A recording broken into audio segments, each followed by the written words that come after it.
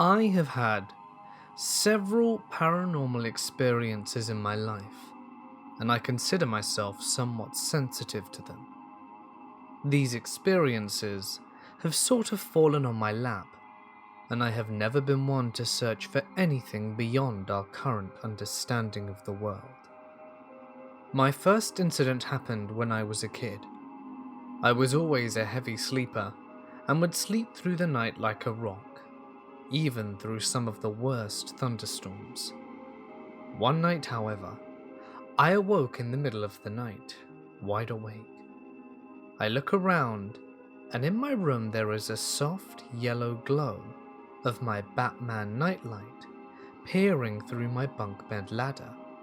I look to the right and remember seeing the closet door open, and I always kept it shut, and a cobra-looking snake off to the side of the middle of the floor. I leaned up and sat on my bed fixated on it, but then remembered what it was. It was my toy set, and I could start to see the mountain that was made to resemble a snake. Once I caught a glimpse of my own trickery, I felt a looming presence beneath me. I had an odd sensation stream through me that there was something under my bed, so I became frightened and did what any rational kid would do in this situation. I crept closer to my nightlight, like the light would save me from whatever was underneath me. And as I moved closer, there was something inside of me that kept saying, "Look underneath, look underneath." I inched myself over the edge, and as I came close to the precipice of seeing underneath, I heard the most demonic, menacing growl I've ever heard still to this day. I shot back as quick as a spooked shrimp and shielded myself with my blanket. Petrified, I started rationalizing everything. "Joey, is that you?" I said this shakily, hoping it was my uncle who loved to pick on me. "Joey?" I chimed again, hoping it was him. The same indistinct feeling told me to look over the bed. "Look behind you." I peered the blanket over my head, looked behind me, and saw a ghoulish hand creep over the back end of my bed. Then everything went black. The house I primarily grew up in was built by us and for us on what was rumored to be a Native American lookout, which I came to find out through my dad later in life. Just a few miles away from the mound builders in Heath, Ohio, USA. All of my events in that house would come and go with streaks of consistency to long periods of nothing. But when something happened, you knew it was happening. I slept with a light on in my room until I had my own TV. But the next time anything off happened to me, I was in middle school. Right around the age of "you're old enough to be home alone," and during this time I saw a lot of death in my family, and my parents were going through the later stages before their divorce. I'd had odd dreams and reoccurring nightmares every once in a while about my basement, but I chalked it off to, oh, it's a basement and they're supposed to be inherently creepy, so I thought nothing of it. Every once in a while, I'd be home in my room, and my sister, who is my only other sibling, would be off at a friend's or doing sports. I'd hear the garage door open and think, "Oh, Dad's home," and continued playing my game. Then I'd leave my sanctuary to go get food or water, and hear the TV downstairs playing Star Wars and the sounds of toys being boxed and taped up. My dad and I were in the collectible toy business before it hit its most recent downfall as of here recently. I'd open the basement door and see if he needed a hand, and as I'd open the door, all the sounds dissipate, and all I see is black down the steps. I'd check the garage to see if anyone even came home, to find it empty. I'd find out later the same thing would happen to my sister and even my dad. The same thing, but vice versa. If I was downstairs, garage noises would happen. I'd hear the sounds of my mum's van, her footsteps, and the jingle of her keys, only to go upstairs to an empty house. My mum, Catholic raised, was the only one in the house to never openly admit to seeing or hearing anything. My dad, who's a little more out there, would have the noise experiences, chronologically to this story, and he told me of the time that our dog Lola stared into my sister and I's part of the house/bathroom. She apparently was growling and barking in that direction for about half an hour, until he decided to get out of the kitchen to look. He saw nothing, but as he got closer, Lola immediately stopped barking, as if he scared whatever it was away. My sister would always feel uncomfortable in the house, and especially in her room. Her room would always be the coldest in the entire house, which made little sense because her room faced the southern sky with no cover from the sun unless it was a cloudy day. She told me that around the age of the aforementioned night, she'd feel like something weird was happening in my room and would see a strange green glow. The next time anything weird happened, besides the noises and dreams, I would be in high school at this point. My mum had claimed a glass cabinet with a mirror on the inside from my great-grandma, who was dear to us. However, the cabinet didn't feel dear and was stuck in the basement. I would spend most of my time downstairs and have my own setup because my friends came over a lot.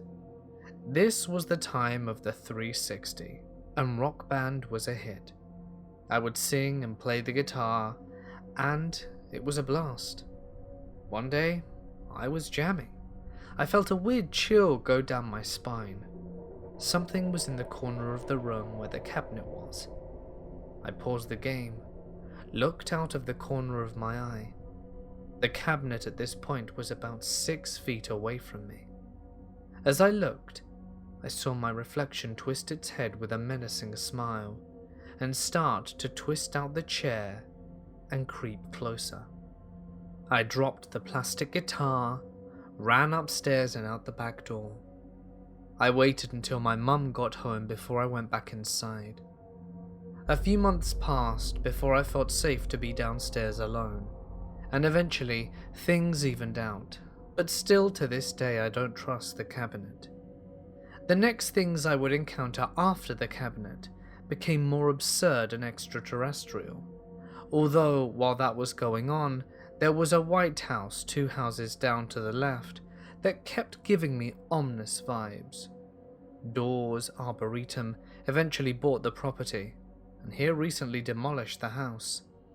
I think it's also a good time to mention that the road I live on has had 5 tragedies of people taking their own lives, and the church on the road has always been rumoured to be a front for satanic worship.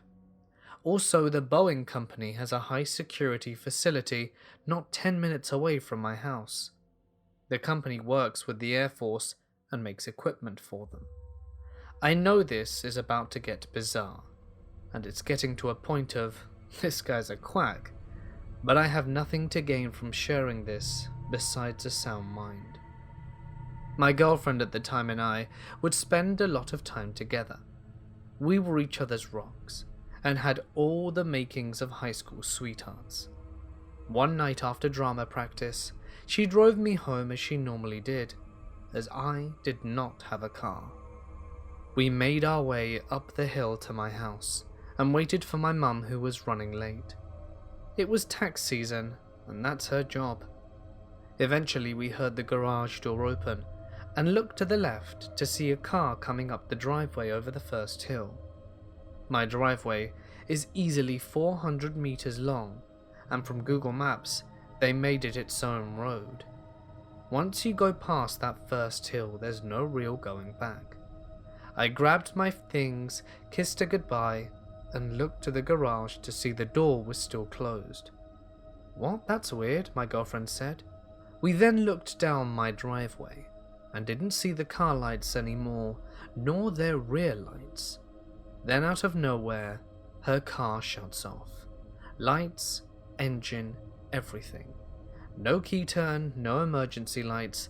It's like the entire car was drained of everything. She called her dad to have him come and see what was wrong, because her dad is a mechanic. My mum finally made her way home, and the moment she opened the garage door, my girlfriend's car started up again. A week later, my girlfriend was over, and my mum had to go to the store and get groceries. My dogs, Max and Lily, began barking and going crazy.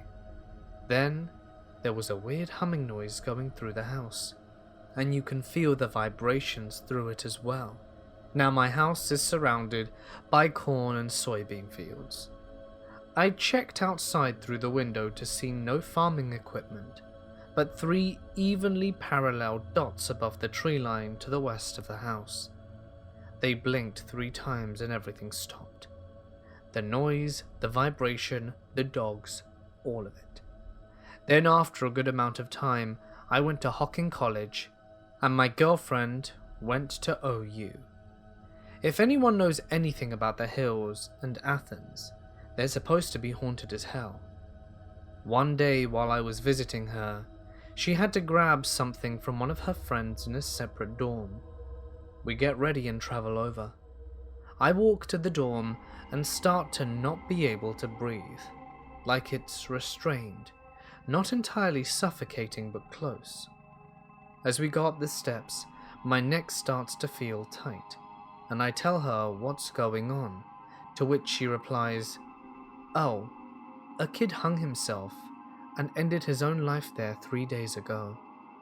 As with the rest of my stories, I immediately leave the building and wait for her outside the dorm. A good while would pass before my next event took place. I woke up late for my culinary practice exam. When it got foggy in the hills, it got foggy. But this fog was so thick that I could barely see in front of me. I walked to my class because I still lacked a car.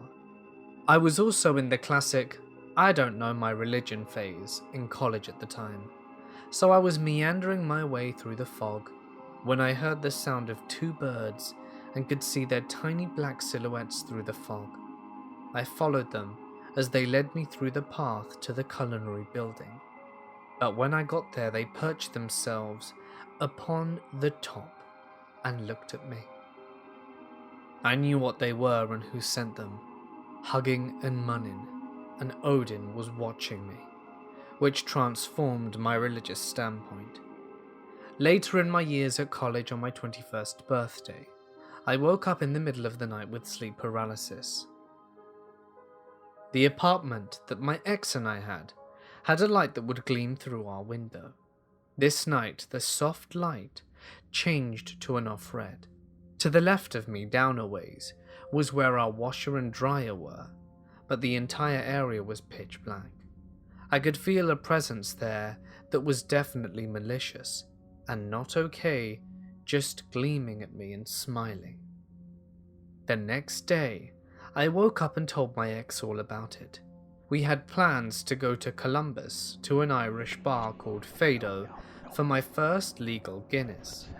I ended up getting sick out of the blue halfway through our trip, and we ended up just going back home and continuing my days sick. My other Athens experience was when I went to the infamous Ridges.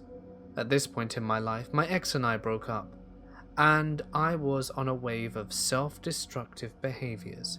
My friends from college were still in and going, and I was out and free. I dropped by every so often, and on this occasion we decided to go at a night and walk through Ridges. The majority of the group was the typical, let's get high and walk through the woods, but Mary and I never danced to the same beat, so I refrained. Our objective was the unmarked gravesite near the new compost building. We made our trek there, A-OK, nothing odd or weird. The moment we got to the graves, things changed for me. They were hanging around, taunting the area, saying hi to spirits, and they started their dance with Mary. Then I heard, "Hey, get off," come from the woods near us to the left. I asked them if they heard that. They claimed that I was just trying to mess with them. I looked over at the group, and one of them was standing on a tombstone that lay flat on the ground, so I quickly told them to get off and scolded them. As our time there grew, my feeling of uneasiness did as well, and I was able to eventually get everyone to head back. When we were heading back, I started to see a woman in white gowns shift and dissipate between the gaps in the trees. I started booking it out of there, and eventually we all headed back. If anyone who's hearing this has ever been to Nelsonville, Ohio for any reason, you'd know it as a one-horse town with a giant cross on a hill. The town has become primarily dry because the 2 to 3 churches in the town have almost all purchased the available liquor licenses for the town. But there is a bar that still stands today that holds ties with the true history of the town, and it's called The Mine, right next to the Rhapsody, which I spent a lot of time working for, not only class but being paid. One night at the mine, 2 of my friends and I were out back on their patio having a drink. This random woman came and sat down at our table out of the blue. "You guys are young. I'm a psychic, and if you'd like, I could give you all a free reading." Obviously curious, we all accepted. My old friend since kindergarten went first. "I see an odd change happening soon. Your mischievous spirit will help guide you, but your nomadic ways could get in the way. You're going to get an opportunity soon in love that you have to take." This hit the nail on the head, but we were all weary because of the people reading and vagueness that gets referred to psychics. My second friend was next. "You're broken, not your body but your heart. There's a loved one who left and doesn't feel the same. What's her name?" My friend replied the name. "Oh, she's going through transformations right now and will eventually settle down, but there's someone else. I'm sorry." This was also spot on, but also very, very vague. Then it was my turn. She helps my hand, and her face went into a confused contortion. "You're strong, not physically but spiritually. There's an old love, but it's a dying flame. You're going to see a lot of battles ahead of you, sword and shield." And then she let go of my hand and shook her head and said, "I don't trust you." She stood up and walked away.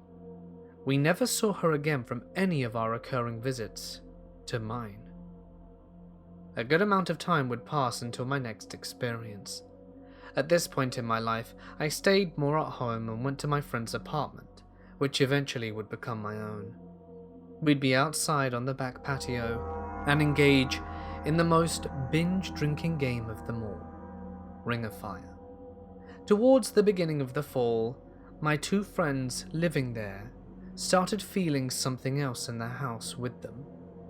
On one of the nights, I saw a little boy with dark hair running through the kitchen out of the corner of my eye from outside, and we all heard a door slam in the apartment. I stopped what I was doing to investigate. The front door was locked and no one else was home, but the basement door had been closed and was opened. The airflow of this apartment is always shaking and closing open doors all the time. I brushed off the closed basement door, but still felt like I needed to check it out. I went downstairs and turned on all the lights, and was looking around and trying to see what was up. Then I became fixated on this old nutcracker that the 3rd roommate had. It just seemed different than all the other ones she had standing in rows downstairs. However, by the time she packed all her things up and I moved in, the little boy and the feeling of something there went away with her. The last experience I've had happened more recently and about a month ago. The place I work at is the Granville Inn right across the street from the Buxton Witch, which is presumably really haunted. However, our building is supposedly haunted as well. Old buildings tend to have the trend of old bones and memories. It was at the end of the month, and in my line of work that means inventory time. At the basement level, we have a room called the Whales Room, which is a place for private events. The room is notorious for flashing light bulbs and for the bulbs to die quickly. This could be just bad wiring from the rushed renovations the building experienced recently. I needed to inventory our personal logo water bottle storage right outside the exit doors through the room. Immediately I felt a cold chill behind me and looked into an open door that led to an abandoned storage room. Inside the room was a mirror propped into a corner facing the opening. Through my experience with mirrors, I quickly counted the water bottles and got the hell out of that area, and her eyes lit up. Apparently, one of our old FOH managers saw a man with an old-time outfit and hat walking down the hall to the Whales Room. Thinking it was a lost guest, he followed the man around the corner to find out he wasn't there, nor was there any sign or noise of anyone leaving through any of the doors. I hope my encounters have struck some sort of interest with you all. Like I said earlier, it's just so that I feel more sound and to put it out there. Thank you for your time.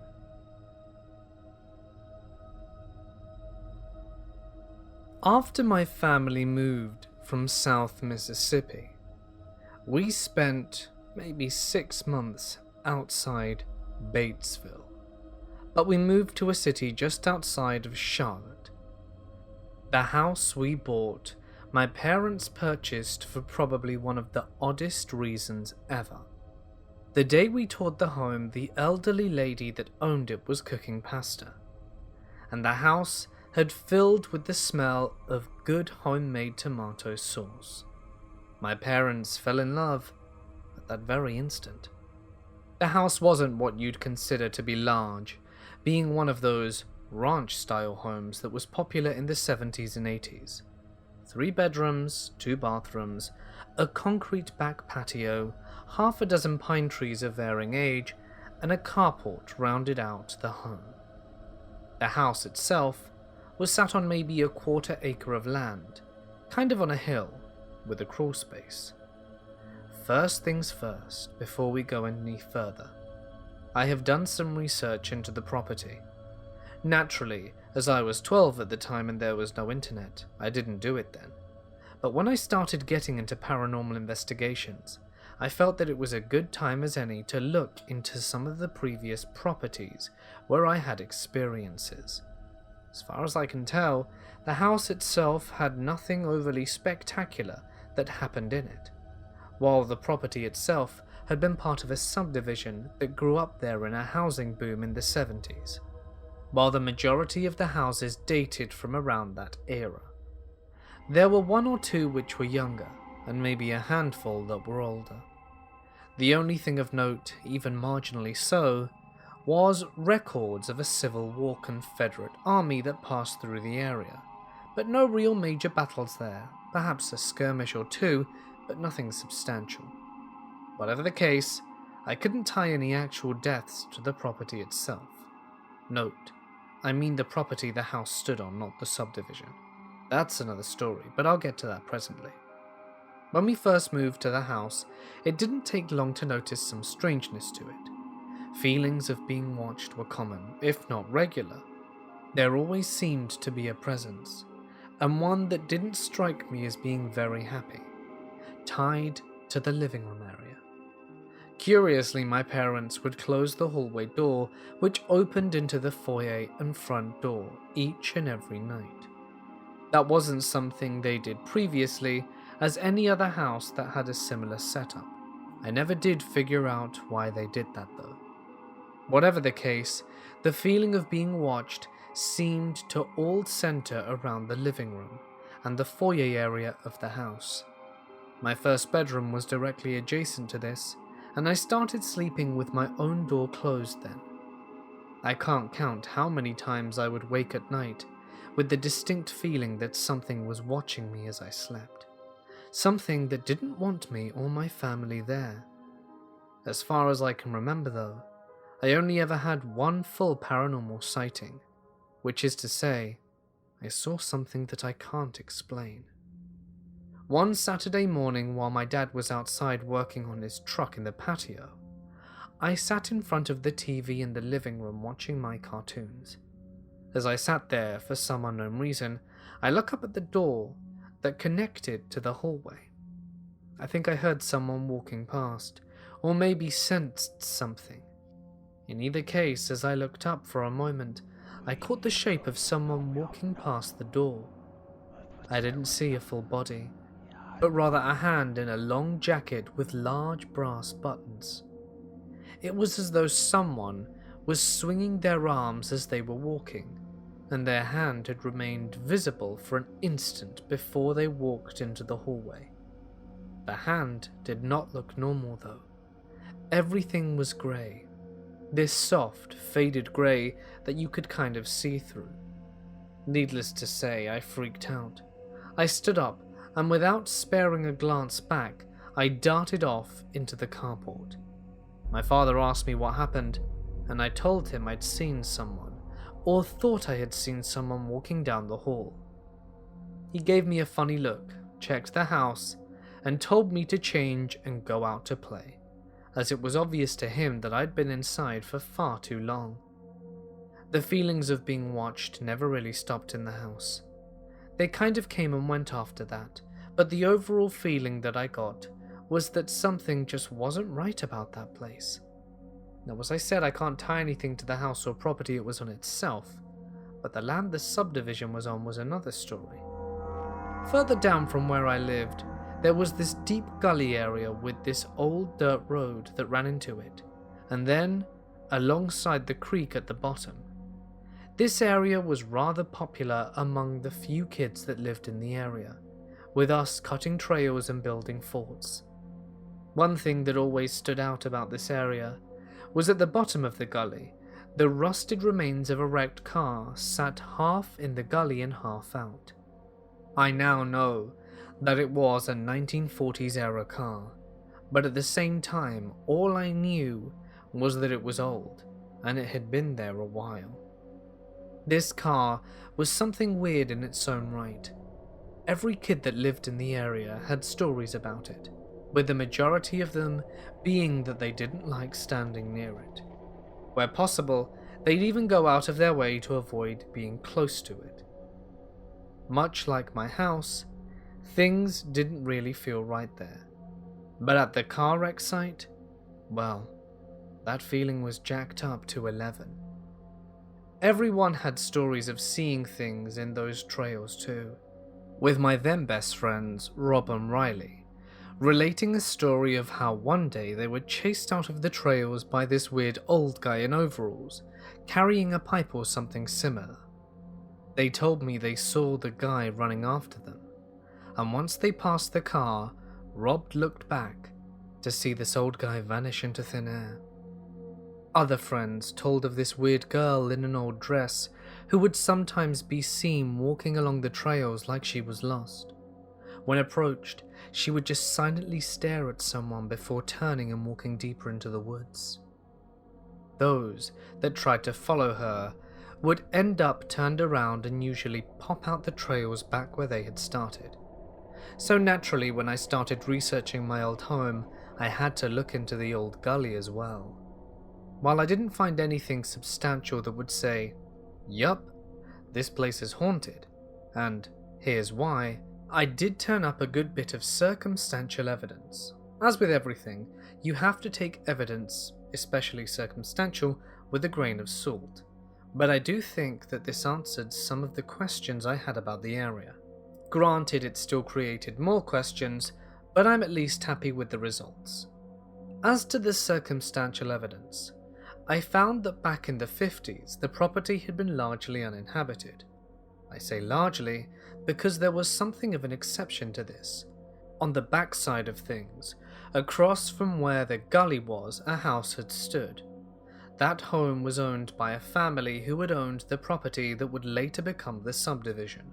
Most of where the subdivision was had been farmland, while the dirt road followed the curve of the road I lived on, before turning and going deeper into the gully area. The road has been cut at some prior point, possibly in the 30s or so, to act as an access road to allow loggers to cull some of the pine trees in the area. However, by the 50s, it was largely out of use, save for a kind of make-out place by local kids. The area being well enough out of the city limits and quiet enough so people wouldn't be disturbed.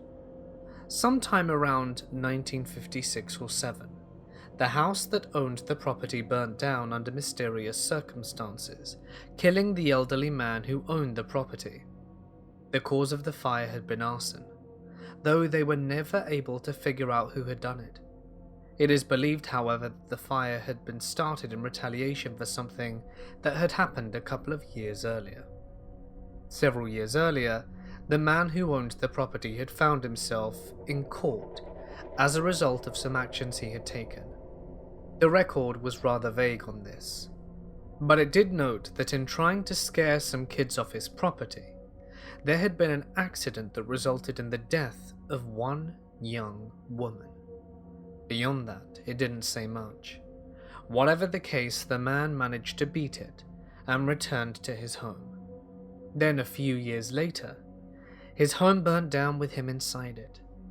After that, the property remained forgotten, ended up being broken up by several purchasers before sometime in the 70s, a development company purchased it and started putting homes on it. What do I think happened there? I've got a couple of theories, but based on everything I remember seeing and knowing of the area, only one thing seems to be likely. Sometime between 1950 and 1955, this man's property became a popular make-out place for local teens. This angers the man as the kids are making a nuisance of themselves, vandalizing his property and outbuildings, and just generally annoying him. So one night he takes things into his own hands. The cops really aren't doing much as he's outside the city limits, and deputies are taking forever to show up when they show. So he decides that he's going to either confront the kids or at the very least give them a good scare. He happens upon some kids and starts chasing them in hopes of getting them off his property.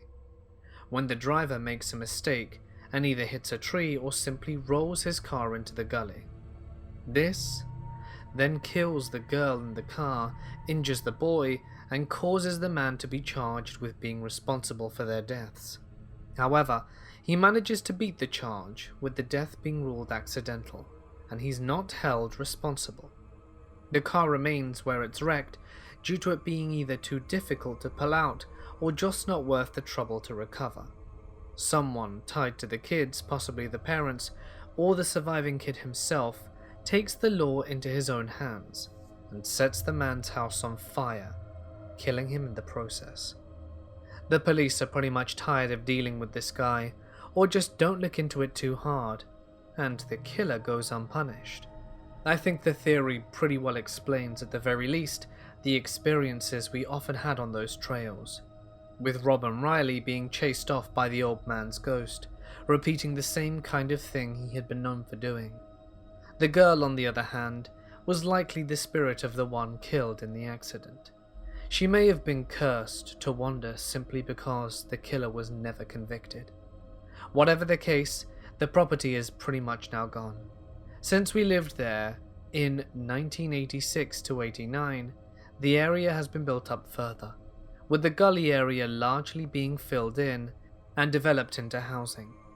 I do wonder if the people that lived there see the spirits from time to time, but I don't have any real way to contact them without looking like some kind of crazy person. Well, now that I live over 3,000 miles away. In the end, I suppose, this is one of those ghost stories that doesn't really have a good ending, or ever will. Oh, And as to the Batesville thing, well, Batesville Elementary/High School used to be well known for a haunting in the gymnasium. The ghost in question was a young girl who was brutally assaulted and eventually killed there, with the case still open as her killer was never caught. It was said that from time to time, people would hear the sound of a girl screaming for help in the back corner of the gym near the bleachers. On inspection though, they wouldn't find anyone. I didn't ever experience the ghost myself, though as the murder happened about a year after my family moved. However, I am kind of tied to the story indirectly. The girl who was murdered, her mother was a teacher who worked with my mum, who was also a teacher. That girl also had a crush on me. So yeah, I knew her. Always kind of felt bad that I rebuffed her advances so much.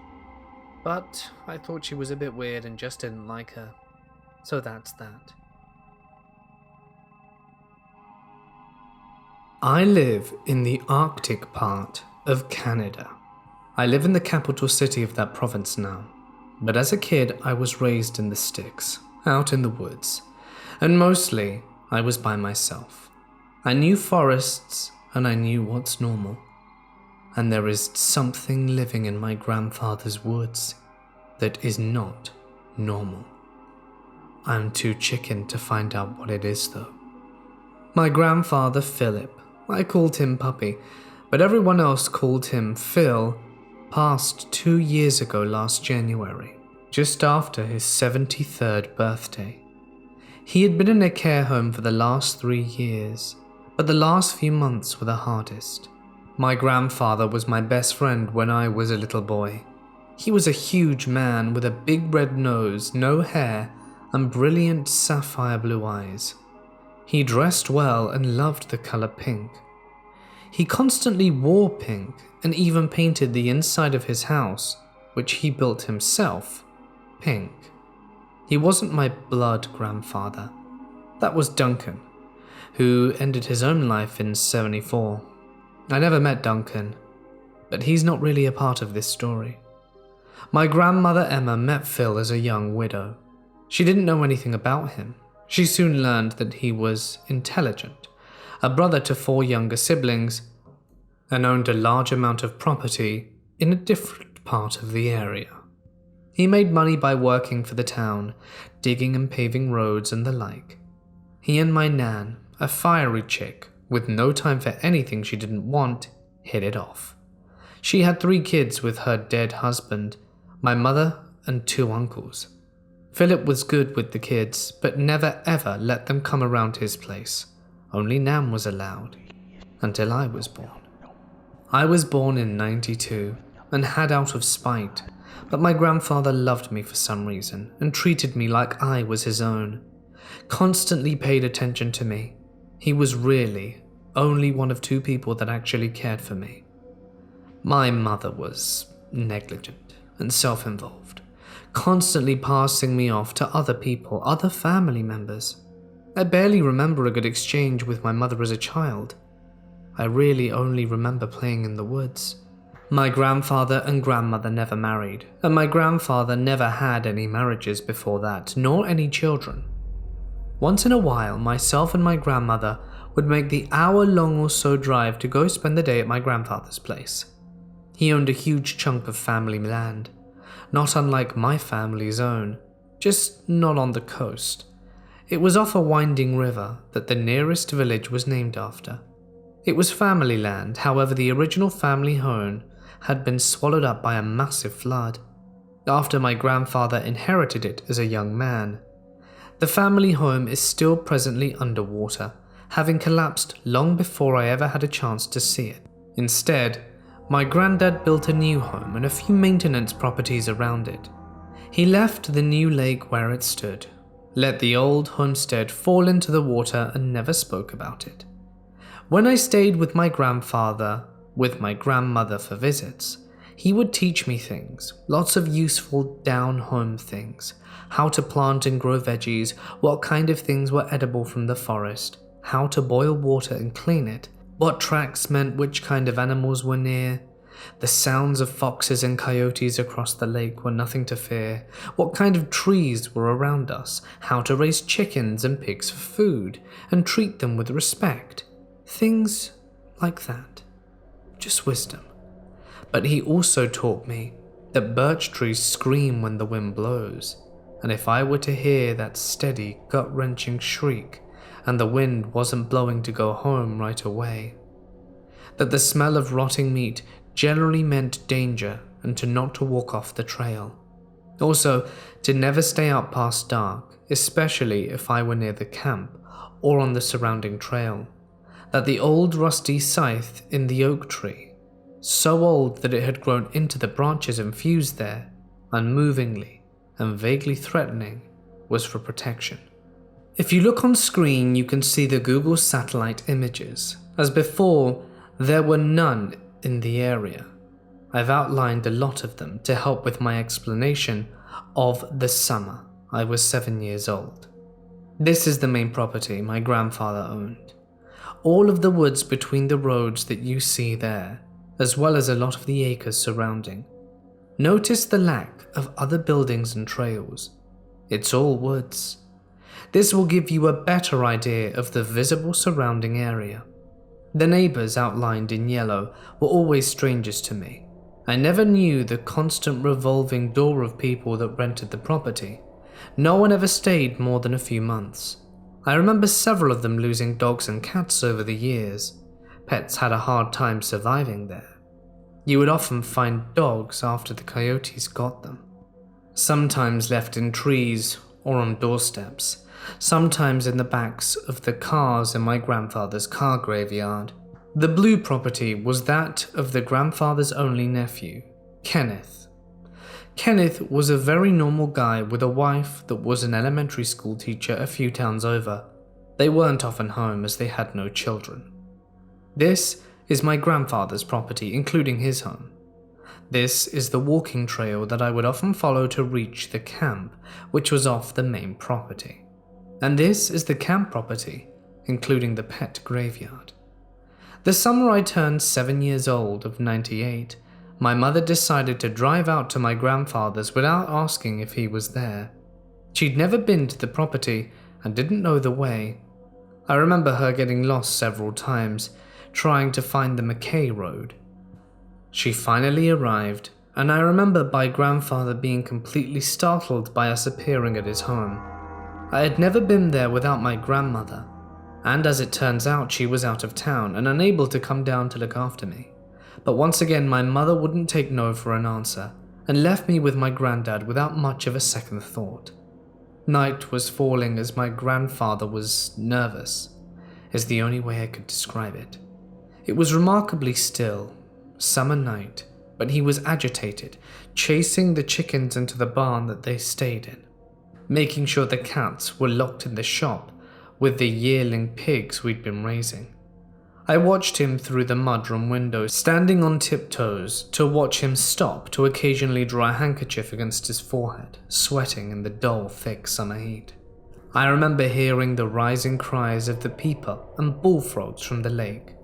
We were so close that often they'd become cacophonous, and really the only thing you'd hear. That summer, with the clean air, they were particularly loud. I loved that sound more than I can ever admit. It still brings back the good memories. Finally, a little before full dark, he came in and made us a small dinner of venison and potatoes. We went to bed shortly after that.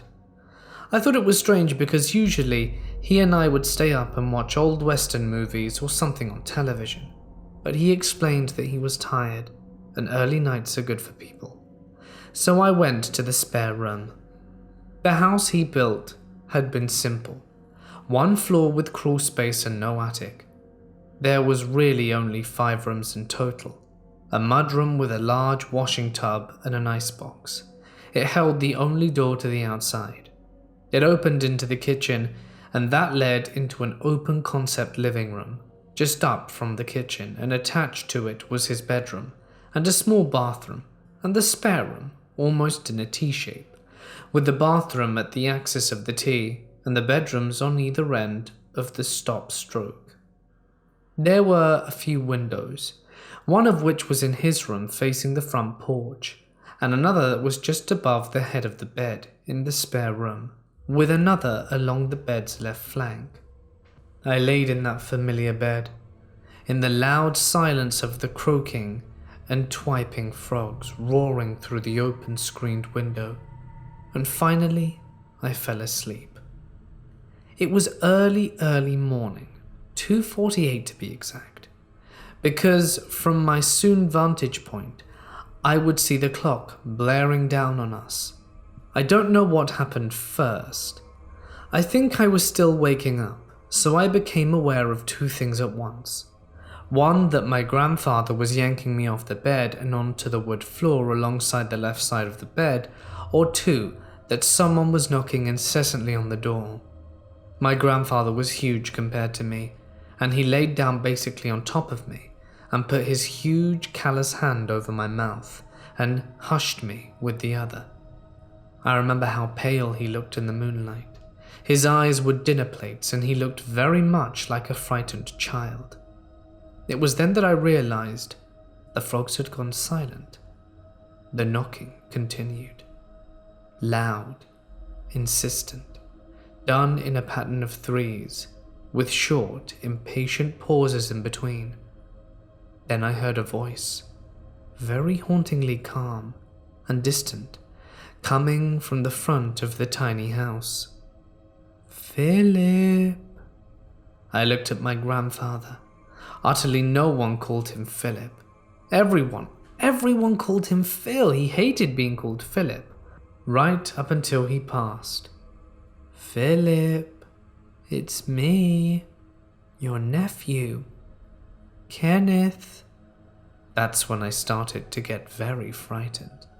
I never really knew fear like that, but hearing that voice, that weirdly clear, emotionless voice, call my grandfather by that wrong name, and then tell us that it was his nephew Kenneth?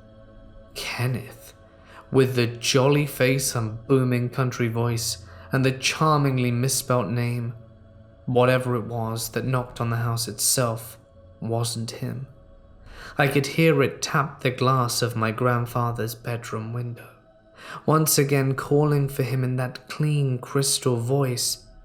Philip, it's me, Kenneth, your nephew. Let me in. I heard the whatever it was step down off the porch after a moment or two, then start walking, following the side of the house. My grandfather held his breath, pressing down harder over the top of me and covering most of my eyes with his palm, hushing me again. I could barely see the blue of the screen above me, but I could hear perfectly well. It walked a slow, even pace, unhurried completely. However, it did stop once at the bottom window, knocking again. Philip, it called. Then it stopped, right at the screen above us. I couldn't see it, but I could see something blocking out the bluish light. I could hear something taking slow, even breaths. Then something dark pressed against the screen, and I remember being so terrified that I couldn't take a breath. Philip, I know you're in there. It's me, your nephew. Let me in. We stayed there, in a standoff for so long my body had bruises from the floor. Us trapped on the ground, and it standing behind the screen. Finally, after so long, I got dizzy from holding my breath.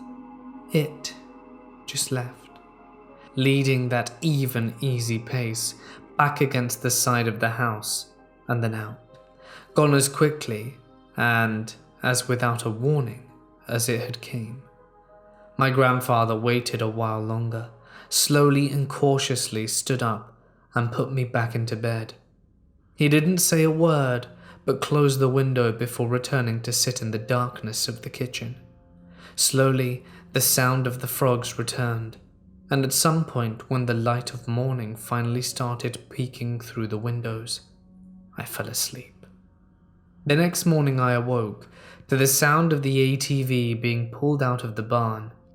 I got up in a hurry, still sore from being pressed onto the floor, and ran for the front door, only to catch my grandfather pulling out of the car park and heading towards the forest trail.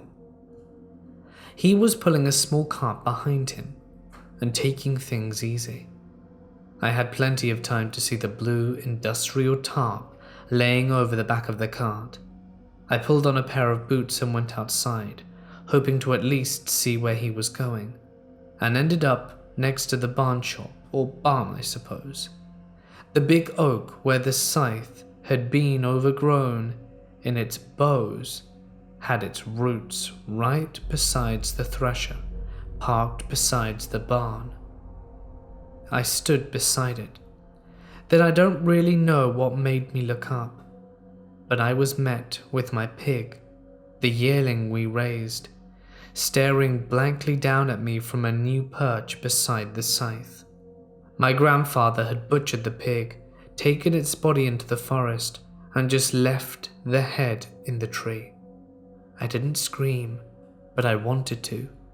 I wanted to so badly. I felt my throat compress in stunned, terrified silence. For the next day, my grandfather pretended to not know what I was talking about when I asked where he'd gone and where the pig had gone. He pretended that nothing had happened the night before. We ate lunch and dinner, then went to bed early. The night was uneventful. The next morning, however, I went outside. I think I was still operating on autopilot, and as I stepped outside of the door, I didn't quite understand what I was looking at. Below the oak, the one with my pig in it, it looked like someone had left a pile of green leaves. As I stepped closer, it became clearer. The pig's head was gone completely and had been replaced with a pale green moth's wings, lunar moth wings, tons of them, just laying there, but no bodies, just loose wings. I remember those loose wings laying there, over ankle deep, stacked against the tree with pig's blood still running down its bark. My grandmother came for me that night. I spent most of the day crying, I remember, just waiting for her. I never went back after that. Never. Not once in almost 20 years. I'm horrified of that place, utterly mortified. My grandfather died 2 years ago, 3 in January. He gave me the property. I think I'm supposed to go back there. I think I'm supposed to go there and look after whatever came looking for him that night. Anyone with any advice is more than welcome.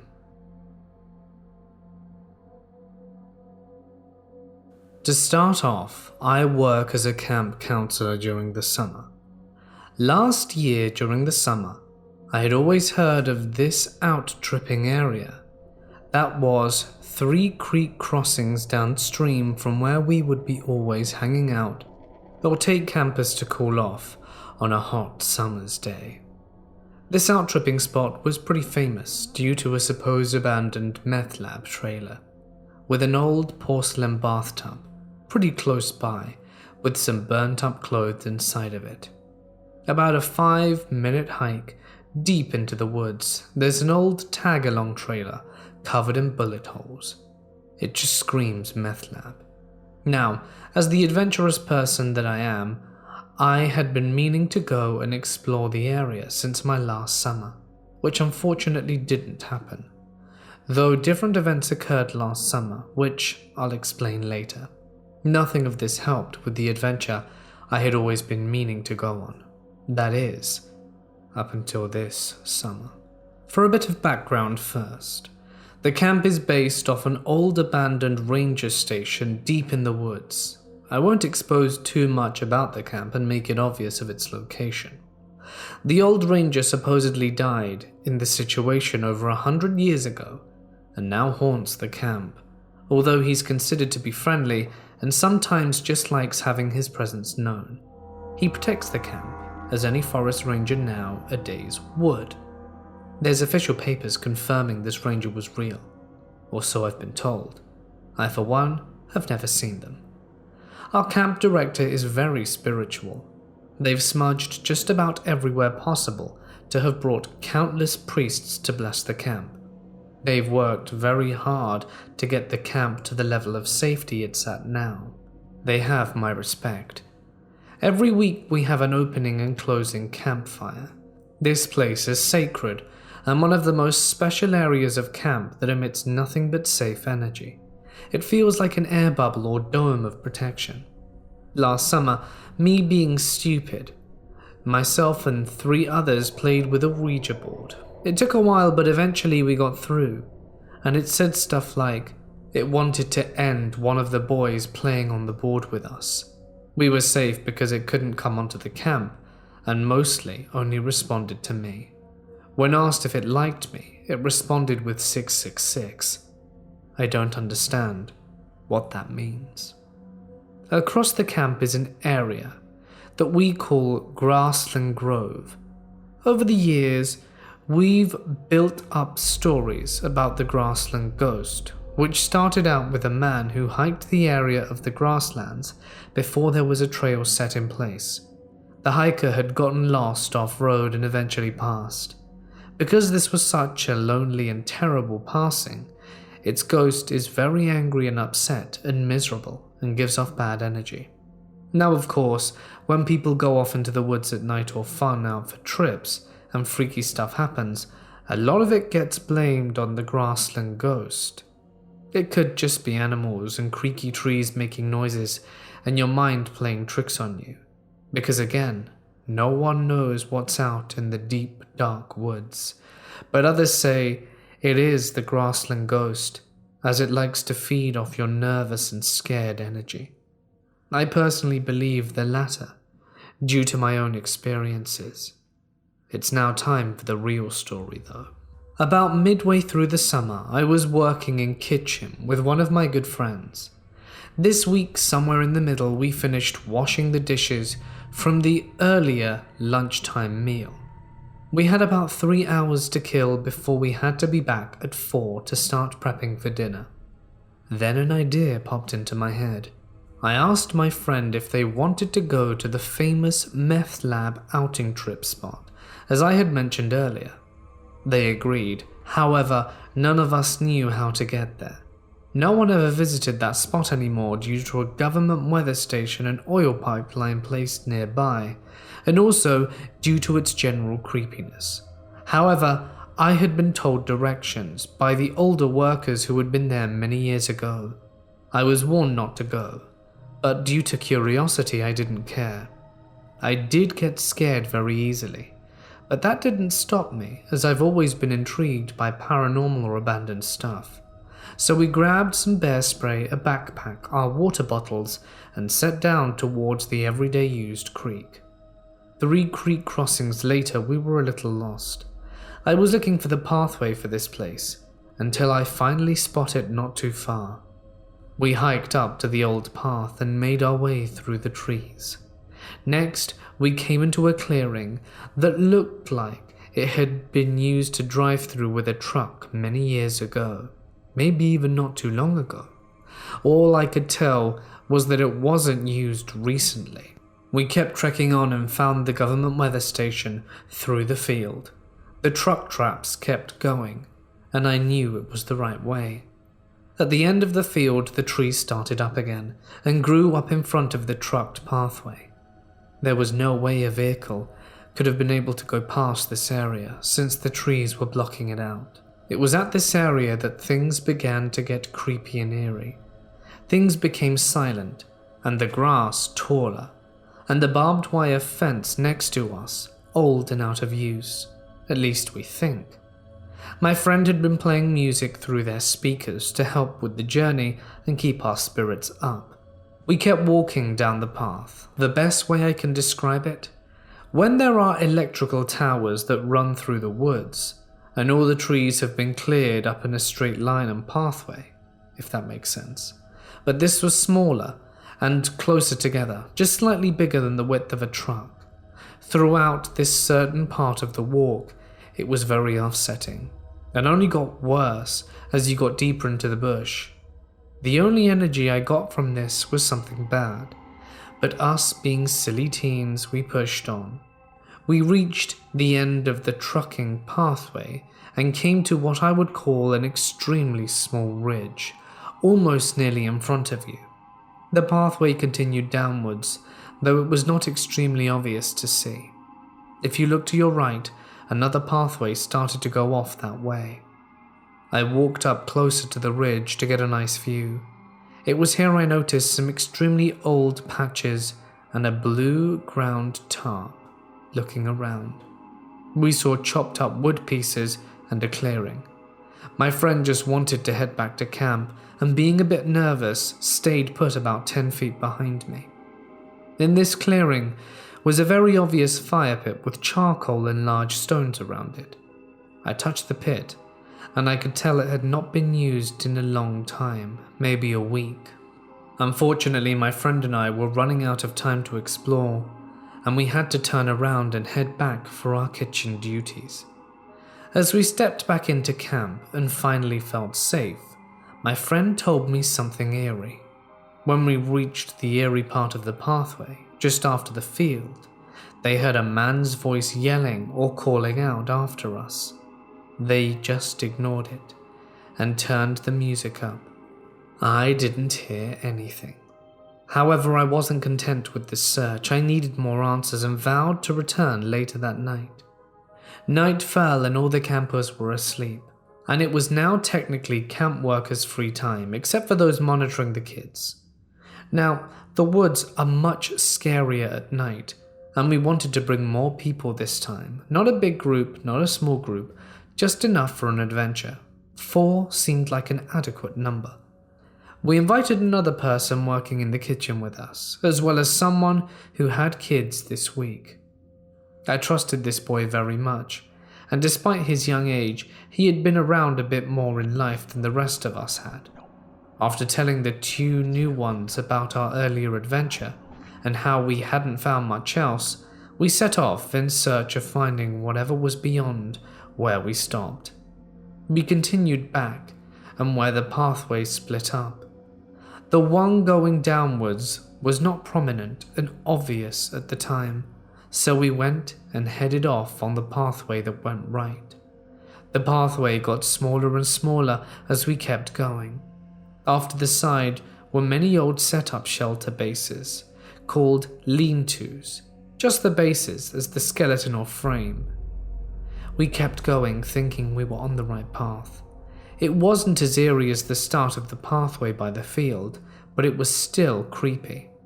The pathway eventually led to a dead end, and as we turned into something that looked like a game trail that literally disappeared, we turned around and headed back to the start, as in where our fireplace was and where the paths forked. We went down the not-so-obvious downwards pathway that led us to success. After 5 minutes of walking through some broken trees that gave off Blair Witch vibes, we finally reached the tag-along trailer and got excited due to our success and approached it to explore. It was quite old and had been completely obliterated with bullet holes. The exit holes were huge on the other side and had a literal gun practicing target sheet taped to it. Many of you wonder how it got there, why and how. On the inside was one of those grey foldable tables that you'll find at a party to play cup pong on.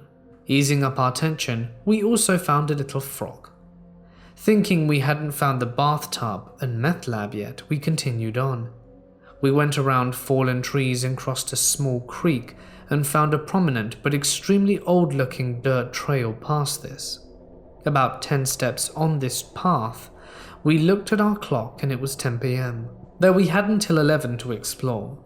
We decided to be safe and turn around and head back to camp before it got super dark, as none of us wanted to be out into the woods that late at night, with whatever was out there. That was the furthest I'd ever been out. I didn't go back to that certain point again. Nothing exactly scary happened on this trip, but it was good to explore. During the summer, there are 8 weeks that a camper can come. This occurred during week 4, the last week of July. We're now going forward to week 8, the last week of the story. Since then, I'd been curious of that spot and what lied beyond it. I didn't receive another chance to return, as the days began to get darker and the nights set on earlier, and most people refused to go there due to its bad energy. It wasn't until week 8 that I made the return journey. This week I was back in the kitchen. In the middle of the week, the 3 other kitchen members and I were out at the creek chilling during the day, swimming and salamandering downstream with some kids' life-size jackets on. Just messing around and cooling off. We eventually floated down 3 creek crossing downstream, until the final spot you have to cross to get to that wretched meth lab pit. Now this was the edge of the forest, or the park's forest. It was fenced beyond this. The 4 of us were just chilling on the rocks by the water, when I was looking around and observing the area. If you were facing the creek downstream, the outtripping spot to hike to was to your right. I looked up beyond the hill that was on the left and noticed a clearing on the trees, when suddenly a thought popped in my mind. Could this have been the road the trailer got off of from the main road to get to this odd spot? Everything lined up. One of the others and I got up and went to explore, ducking beneath the fence. The 2 others stayed there and were still just chilling. Now, what happened here I'm still trying to explain. I'm still trying to wrap what happened around my mind. The best way I could describe it is we entered a time warp or twilight zone. The 2 of us got near the road. I wanted answers, especially from my last adventure, and needed to piece all the knowledge and evidence I had in my mind. We both were at the bottom of the road before it reached the shallow creek water. I'm not sure what it was. Maybe it was the call of the void. I was so curious for answers. The urge to explore overcame me as I ran up this loose gravel road, while my friend simply just walked up. I ran ahead of her, past where she could have seen me. At the top there was a pathway that seemed to have come from nowhere that led to nowhere, but I was right. This secret road came off the main road. I didn't have enough time to dig deeper. I turned around and I heard my friend call my name once before. She seemed far away, and just coming up to the middle of the road I answered, and she did not answer back. Thinking we were leaving as it was time to go, I went back down the road to see the other 2 who were just chilling begin to pack up and leave back towards camp. I yelled over to them if my friend was with them, which they didn't respond. They couldn't hear me. Thinking she was, I began to walk back. Way behind me, I heard yelling, but I couldn't make out what was being said. I yelled back and got no answer. I was facing the road that was a few feet in front of me, and saw my friend come down the road, thinking I had been hiding and pranking her. I had not. I was confused, and so was she. She told me she went up the road and had called my name about 3 times and heard no answer. She heard me call out the first time and continued up the pathway to see if I was there, but I was gone. Only a few seconds later, she heard me calling her name again, but this time, I was in a much different location at the bottom of the road. She had thought I left her to head back. Now here's what I think happened. I think we entered some dimensional time warp. This may not sound offsetting, but if you think about it, we would have seen each other as she was coming up to look for me, and as I was heading back down to leave. Both of us felt like we were there for an hour, when in reality it was only 5 minutes, and we both swear we weren't pranking each other. I don't know what happened here, but all I know is that it was strange.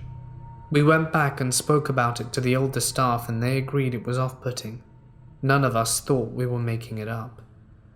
Next night, I brought a group of people to head over to our tripping spot, as this was our last week and last chance to do so. The only one who I had gone with before was the boy, as I had felt the need that he should be brought along. For the most part, it was a group of 7 who mostly just wanted to mess around. We hiked over the offsetting path beyond the field and began yelling and screaming songs to ease up the tension. One of the people who came with us had experienced this out-tripping spot when it was still in use. His name was Jay. We came to the fork in the pathway, and the experienced one stopped in his tracks. By the fireplace was where the old meth lab should have been, but it was just gone. To where did it go? And how could it have just disappeared? We still didn't know. It was too dark, and we didn't have enough time to carry on exploring, so we turned back on this eerie path. Perhaps one of the silliest decision makers of the group ran ahead making scary noises or animal noises and tried to hide and scare us. He did just that when we caught up to him, but just then the fence directly beside me made multiple noises, and the one that was ahead of us, to scare us, saw something 4 feet tall jump the fence and run into the woods. Perhaps it was a deer, but considering that I was sensing bad energy from it, I think otherwise. I caught it on video, the noise, not whatever it was that ran off. I had vlogged all of the experience I had every time I went to explore this area. We got back to camp, pretty freaked out. Needless to say, we didn't have any intention of going back anytime soon. This was Wednesday night. The Friday was our last night at the camp. While meal prepping for the last dinner, one of the senior staff girls walked into the kitchen. She was pretty spiritual and said she felt the urge to come into the kitchen to help. I asked her about the Twilight Zone experience to see if she could shine any light onto the situation, and she told me it was funny I asked, as she had been having her own spiritual stipulations. After a big discussion about the whole summer and our experiences, she told me she sensed I was spiritual. There's no way to describe this, other than being able to sense if people or things have good or bad energy. Like I said earlier, I was the only one who had sensed the bad energy at the tripping spot. Another senior staff member came in, and she too was pretty spiritual, and said last time she was in the area, not by the actual tripping out spot, but at the point where you would have had to creek cross 3 times, she sensed something was wrong, and had all the kids make their tops face away from that direction of the meth lab bus out tripping spot.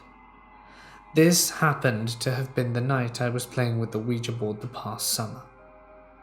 After this discussion, I felt the need to go up to the special campfire spot to think about life and be engulfed with good energy. Once up there, I found Jay creating the firewood pile that would be used for that night's closing campfire. I agreed and went off to find sticks. The forest was pretty soft with moss as I'd taken my shoes off, and if you walked carefully you wouldn't get hurt. I went up and grabbed some sticks near the hill where it went up, and saw a somewhat mini pathway. I followed it and kept losing it at some point, but eventually it led to a normal pathway, nothing like a dirt hiking pathway. But when you walk through tall grass for a while with long people and it creates a trail, something like that. I kept following it until I got the very top of the steep hill, and followed it until it led to a clearing. The pathway did keep going beyond this, and I knew for a fact it hadn't been used in a really long time, and I had no idea where it went or led to.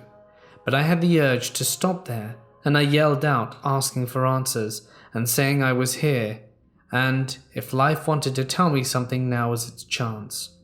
I sat down and nothing happened. A few minutes passed, so I got up and started to return. Heading back down was painful, as there were sticks dug into my feet that I somehow didn't feel the first time. But I felt like, not like I was being followed, but as if something was there in my presence. I'm still not sure what it was. I found old blue electrical wiring in the ground and tried to pull it out. I don't know how it got there, considering we're in the middle of the woods with nothing around us except a hiking trail, and I gave up and went back down and back to the camp for dinner. And this is where the story ends. Nothing happened after this. I still feel the need to get answers. We deep cleaned the camp the next day and all campers went home, and I drove off with 3 others to drop them off at their homes. As I drove by where the secret meth lab road turn-off, where I experienced the time warp, I said out loud that something bad was going to happen. I just got more uneasy and felt bad vibes as I got closer to it, but once we passed it, everything felt fine. I've been told before that those who seek will not find, so perhaps that's why I never got the answers while exploring the pathways beyond the campfire.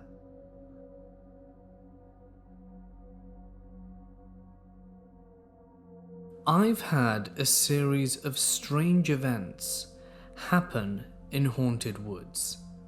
All of this happened this summer when I was working and living in the Chicago area. I don't know much about spirits or paranormal events, so I'll just give you the facts of what happened, and you can make your own conclusions. In the first few weeks of my new job, I met this really great guy called Paul. We hit it off immediately, and one day he suggested we go hiking in the woods. I'm from Russia originally, so I was practically raised in the woods, and I was really excited about this proposal. As we're hiking, it starts pouring with rain, an amount the likes of which I had never seen. We go deeper and deeper into the forest until there's no more paths and we're practically treading swamp water. All this time, we're just talking about random stuff and getting to know each other while not really paying much attention to the surroundings. There's no one around since we've gone pretty deep in already, and it was pouring buckets. Eventually, we stumble on the skeleton of a teepee, just the bare wooden structure of it, and thought it was pretty cool, so we kept going in that direction. Suddenly, we both hear someone crying. It sounded like a baby, and it's a forest, so lots of animals can imitate that sound, like deer, cubs, and the like. The cry sounded distant, so we thought nothing of it and walked forwards. Within seconds, we heard the thing right next to us, which seemed strange since it sounded so far away at first. It was so loud, it could have been a few feet away, and we started looking all around, even looking at the trees, and absolutely nothing was there. It was a pretty weird situation, so we kind of speed walk in the other direction. As soon as we stop for a break, the sound starts up right next to us again, like something was telling us to book it. So we did. Ran faster than was probably safe in that kind of weather, half looking at Google Maps and half relying on memory. We made it back to the entrance of the woods, and both agreed that what happened was pretty weird, and decided to look into the history of the place. Immediately, websites like Most Haunted Forests in Illinois started popping up. Turns out the place was a site of ancient Native American burial grounds. Not surprised, since a lot of tribes used to live in various parts of Illinois. Paul and I went back, and I've kind of forgot the incident until one evening after work, when he tells me that he can't stop thinking about the cry and wants to go back to see what was there. Naturally, I think it's a stupid idea, especially because it was already dark out, but then Paul's friend Ryan joins him for kicks, and since I'm worried for both of their safety, 20-something fresh out of college dudes can be very dumb, you see, I come along with them, thinking that I can at least keep them out of trouble. So we hop in the car and drive over there. The traffic is insane, and my friend takes a wrong turn, so we don't get there until 11 p.m. We get out and head into the forest. Now, there's no streetlights anywhere near us except right at the edge of the road, and the flashlights can only do so much, so our visibility is pretty bad. We eventually get to a small wooden bridge that leads us across the river into the actual deep part of the forest, and as soon as we cross, I start feeling uneasy. We weren't supposed to be in the woods that late in the first place, but there was a deeper feeling of guilt, like we were intruding or disturbing something that was there. Ryan, who's been leading the way and feeling all confident and cocky, saying that there's nothing out here, stops all of a sudden. On the other side of the bridge, the three of us were hit with this feeling of dread and panic, one I've never felt in a forest before. And I've been to lots, both in the day and at night. We all exchange nervous looks and suddenly hear crunching coming towards us from the dark. The feeling at this point gets so intense that Ryan, confidently walking ahead seconds ago, now looks uneasy and says, "I think we should go back." We all slowly turn around and start speed walking towards the bridge. No one talks until we get to the other side, and Ryan says, "I was just nervous because it might have been a homeless person and I didn't want to deal with that." Eventually, we get to the road where our car was parked, along the side, and that's when I see a girl, maybe in her early 20s. She looked Native American or a mix of Asian Latino, just walking along the highway. She was wearing very little clothing and looked a little strange. Her walk wasn't a drunken one. She just seemed to be almost vibrating, undulating. But there wasn't a building around for miles. My stepdad is Malaysian, and he's told me a bunch of ghost stories about young ghost women on the sides of the roads that kill drivers. But I was willing to risk it because I didn't want to leave the girl alone, ghost or no ghost. So I convinced Paul to slow down a bit when we get to her, and I called out to her from the passenger window, asking if she needed help. The girl slowly turns around with the creepiest, slowest smile spreading across her lips, and nodded. I was hit with that same feeling I got back there in the forest, and almost regretted slowing down. But whatever. My sense of wanting to help that girl was greater than whatever weird stuff I was feeling. And if I died then, at least I'd have a clean conscience. She gets in the back of the car right behind my seat, and next to Ryan, who is a bit of a flirt, and he starts to chat her up, asking where she's from and what she's doing. All this time I'm turned halfway around, keeping an eye on her because I feel like as soon as I turn around and face the road, something bad is gonna happen. She's making eye contact with me the whole time, even when Ryan is talking to her with that very slow, creepy smile. Ryan asks her where she's coming from, and she says, "Oh, just around." He asks if she's coming from a bar, and she nods, except of course there are no bars around for anywhere. She says that she was walking, and gives Paul an address, which is 15 minutes away by car. My eyes hurt from making eye contact with her, and she just kept smiling and undulating, and this feeling of dread just kept increasing. So we eventually drop her off at her street, and when I turn back to look a second later, she's gone. I couldn't sleep that night. I kept imagining her creeping up the stairs, her smiling face undulating from the shadows. I spent a number of years performing on the Renaissance Fair circuit. I've travelled across the country, direct troops, performed as a swordsman, and breathed fire. Most times, I've lived in a tent, in a small tent city on the fair site. Sometimes, if I was lucky, there would be some place I would crash, like a booth or even inside a stage. I was at the Ohio Renaissance Fair, and I managed to get the key to the Gloriana stage door. It was perfect. A back door padlocked from the outside, but the stage door and windows locked from the inside. I'd just leave a window unlocked so that I could come and go if someone knocked on the window. I could still get in. So the place was nice and secure at night, and that was a real plus. Even better was that it was a 2-story structure, and there was even a hammock upstairs.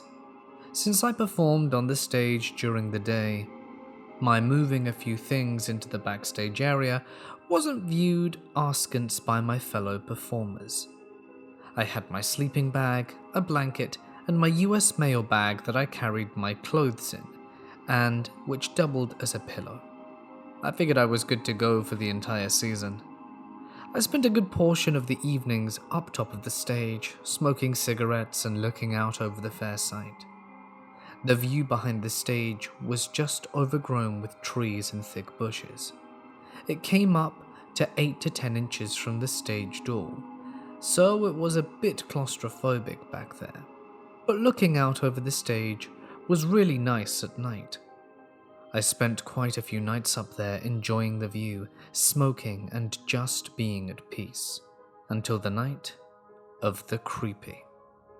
It was a clear night, and I'd been drinking with the jousters before making my way back to the Gloriana.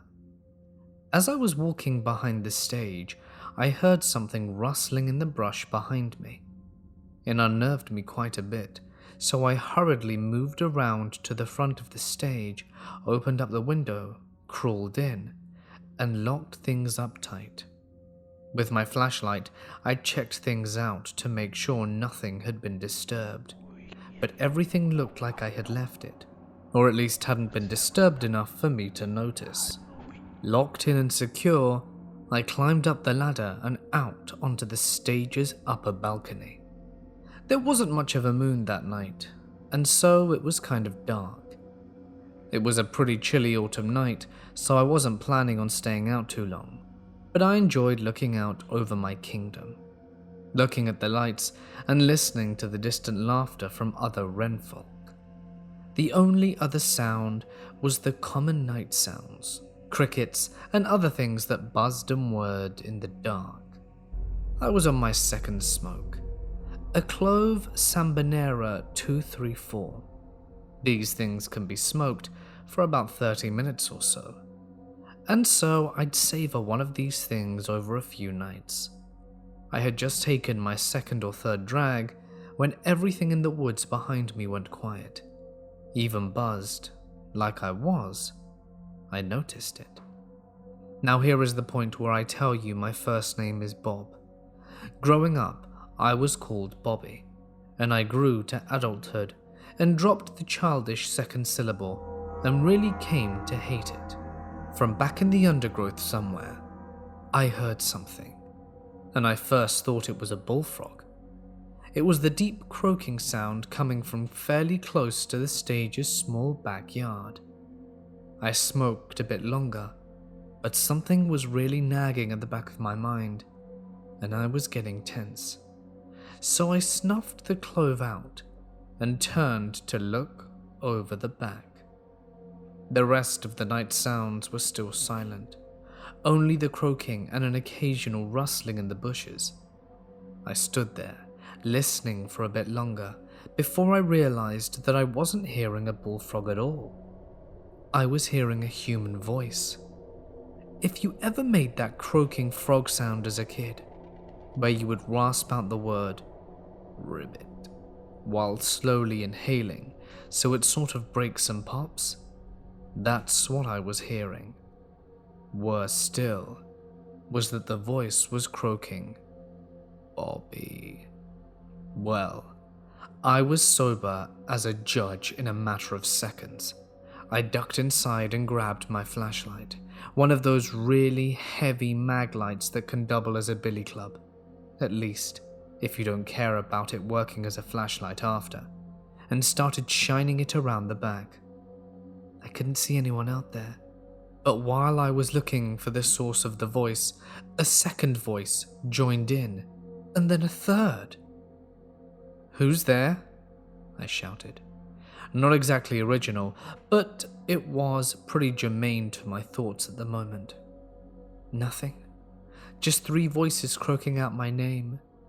I got that cold, creeped out feeling up and down my spine, and ducked inside and went upstairs. Now, we Rennies generally have a knife of some sort, and mine was a simple dagger with a 5-inch blade. It was cheap pop metal and didn't really keep an edge, but it was good enough to eat with during the fair day. But you also sure wouldn't want to be stabbed with it. That said, having a knife and a flashlight didn't fill me with a whole lot of confidence, and I sure as hell didn't plan on running out into the back to see who was there. Then the scratching started. While the croaking voices continued calling my name, I heard the sound of fingernails dragging up and down the backstage door. Sure, it was padlocked, but it wasn't like I was the only person with a key either. That was enough for me. I slowly slid back the latch on one of the stage windows and quietly swung it open. I crept out onto the stage, still hearing the croaking and scratching behind me. I'm not proud of it, but I ran like hell. I jogged across the fair site and back to the jouster world, aloft above one of the site barns. Come morning, I went back to the stage and found all of the windows open, and the back door was unlocked and hanging open as well. Someone had gone through all my stuff and thrown it all over the backstage area, inside and out. I stayed with the jousters for the next 2 weeks before going on the road and heading down to the Texas Renaissance Fair. To this day, I have no idea who or what was out there, and so in my mind, it will always just be the creepy. For a little background, my family is a bit scattered. I live in Nebraska, while my 2 half-sisters live with my stepmom, though I'm not sure what she'd be considered now, since her and my father are divorced. I live in Nebraska, while my 2 half-sisters live with my stepmom in Washington, though I'm not sure what she'd be considered now, since her and my father are divorced. And my dad lives with his new wife and my stepsister in a small town outside of Dallas, Texas. As you can imagine, it's a little hard trying to see everyone within a year. However, my sisters were visiting my dad over the summer, and I was able to get a week off in order to go see my family. Since we'd all been down there, and since my sisters and I love creepy stuff, we decided to check out one of the biggest urban legends in Texas, Goatman Bridge. Now, it was difficult convincing my dad to let us go. He's super religious and very against haunted things, demons, or attempting to contact ghosts. He's also not a fan of how far the alleged haunted bridge was away, and didn't necessarily want us to go. So I did what any reasonable 21-year-old would do. I told him we were going out to eat after a fun-filled day at Six Flags, then drove my little sisters out to the little town of Denton and to the old Alton Bridge where the supposed Goatman was. For me and my sisters, getting to the bridge was a little tricky. My GPS wasn't updating fast enough, so we wound up missing the turning that we had to do and did a massive loop on the country road in order to get back to the pathway for Old Alton Bridge, since the bridge is closed to vehicles. There was a soccer game going on in the field about a mile or 2 away from the turnoff for the gravel road to the bridge, but other than that, everything else was shut down for the night and not many cars travelled the roads. When we finally managed to make the turn down the gravel hill and park, we ran into a group of adults who told us there was no Goatman that night, to be safe and to check out the creepy path off to the left. My sister and I thanked the group and ducked under the metal fence as the group left in their pickup truck. It was about 10:30 or so at night, and the forest was eerie still. Though we could hear the cicadas chirping, we all felt some sort of heavy weight pressing down on us, and it felt like we were being watched as we pressed further into the woods. The flashlight of our phones were dull against the thick shrubbery of the forest, and I almost expected something to be lurking in the shadows, though I kept assuring myself I was psyching myself out. We made it to the start of the bridge, and I have to admit, I was pretty spooked. It was so dark you could barely see the end of it, and the feeling of being watched felt stronger. I brushed it off once again, as my own paranoia, and me and my sisters continued to walk down the bridge, commenting about how cool and creepy it was, and reading the writing and satanic symbols scrawled onto the bridge. As we were walking and I flashed my light to the end, I could have sworn I saw a black mass standing at the end, but when I looked again, it was gone. I also heard something moving around in the woods back from where we came from, and in the creek down below, but neither me or my sisters saw anyone else. However, this is when things started to get a little strange. My sister Cadence was by herself over where I thought I saw the shadow, and she told me she saw what looked like an eye watching her from underneath the bridge. My other sister Kayla felt physically sick and thought she heard a voice, but she couldn't really make it out. I decided it was time to leave the bridge and maybe check out the pathway the group was telling us about. And as we were walking towards the path, both mine and my sister's flashlight went out. I got a little freaked, but told myself it was fine and turned on the phone flashlight, while my sister struggled to turn hers on. And as we neared the path, I saw it. Standing by the entrance of the forest, about 20 or so feet away, was a tall, thin, black, shadowy mass. It looked slightly transparent, but was also somehow solid, and looked like it was almost flickering or wavering. It's hard to explain. It looked like it had long, sharp claws, and it looked like it was holding something in its hand, but I couldn't make out what it was. Its eyes were hardly visible, but I felt it watching us. The presence felt evil. Now, I didn't move at first. I thought my mind was playing tricks on me, so I took a step closer to see if I could make it out. But when I did, the thing moved, and the slight unease I felt went into complete panic mode. I don't think I've ever screamed so loudly before in my life. I told my sisters to run, and at first they thought I was joking. But when I kept screaming and told them to go back to the car, they realized that I was being serious, and we all ran back to the car that was parked on the gravel road. I took one last look behind my shoulder and saw the shadow running towards us, but then it vanished. I turned my attention back to what was in front of me and slid under the metal bar and fence, unlocked the car, and tore out of the makeshift parking lot. I was shaking, crying, and could hardly breathe. My body felt like it was on fire. As we approached the main road, we could make out two men dressed in white running to the forest we came from, and I wondered if it was because they heard me screaming. The hour ride home was silent, and my mind was racing trying to figure out what that thing was. I kept trying to find a logical explanation to what I saw, but I was grasping at straws, and I knew it.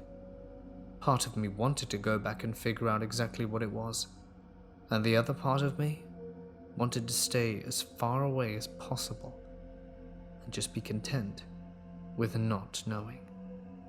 Either way, I was creeped out, and I genuinely feared for my safety and my sister's safety. I never expected to find anything on that bridge.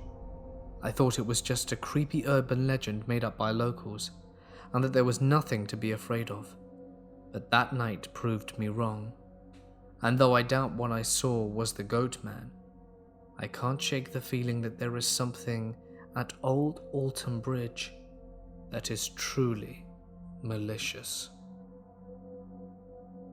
I live in Illinois.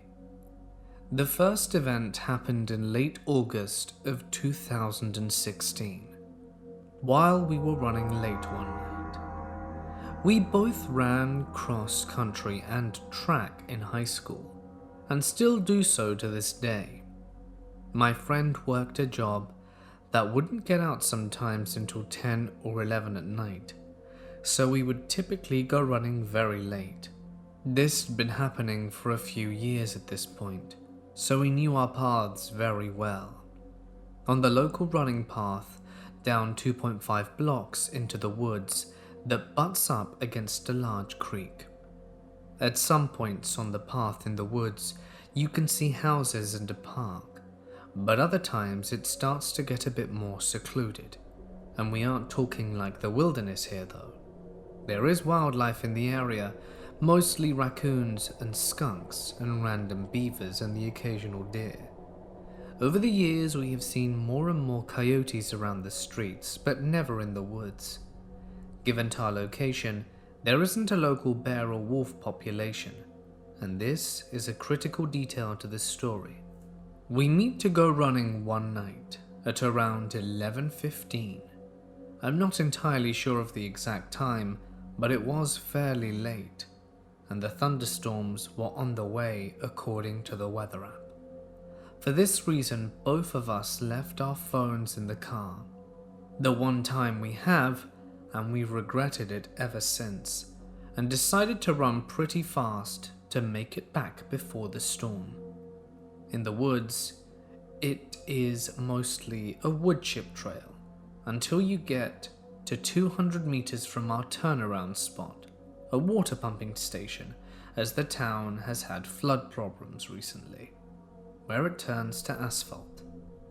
We run to the turnaround spot and start running back, as this was about a quarter of a mile from the wood chips to turn around and back.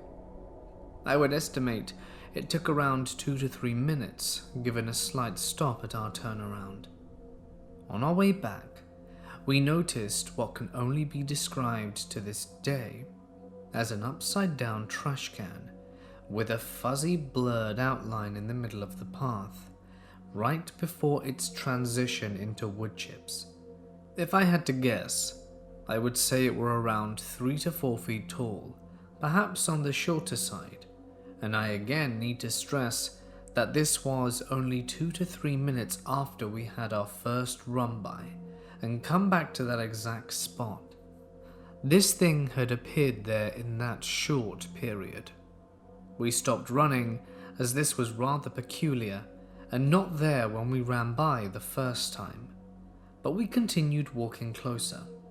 We thought maybe someone moved something in front of us as a prank, as the only people that frequented the woods other than us at the time were teenagers smoking or drinking, but they are loud and can be heard from very far away. This thing was dead silent, and we had continued to get closer until we were around 50-ish feet away, and it started to move. When I say move, it was standing still, but as if it was swaying part of its body completely left and then completely right. We had seen a red glare on either side when it turned its head, like the lit end of a cigarette when someone inhales. Not a very bright glow, but enough to be seen in the pitch black, as there are no lights in the area. Talking between us, we begin to become very uneased, as this was unlike any person/animal behavior we had ever seen. This thing made no sound, and we were worried it was some dangerous animal. So we started backing up slowly and made a run for it. It did not follow us, but stayed in place, moving in the same manner. We ran as fast as we could back to my car and drove over, arriving approximately 25 to 30 minutes later, as the storm had started to come in. Looking around, we found no trace of it whatsoever. No broken branches in the woods, no footprints, nothing that would lead you to believe a large creature in the woods visited us. Neither of us could explain it, and after failing to find an observation, we tucked it away. Fast forward to the end of December of that year. We were on another run, one of our first at night since the incident, and when we got to the pumping station, we had found a disturbing sight.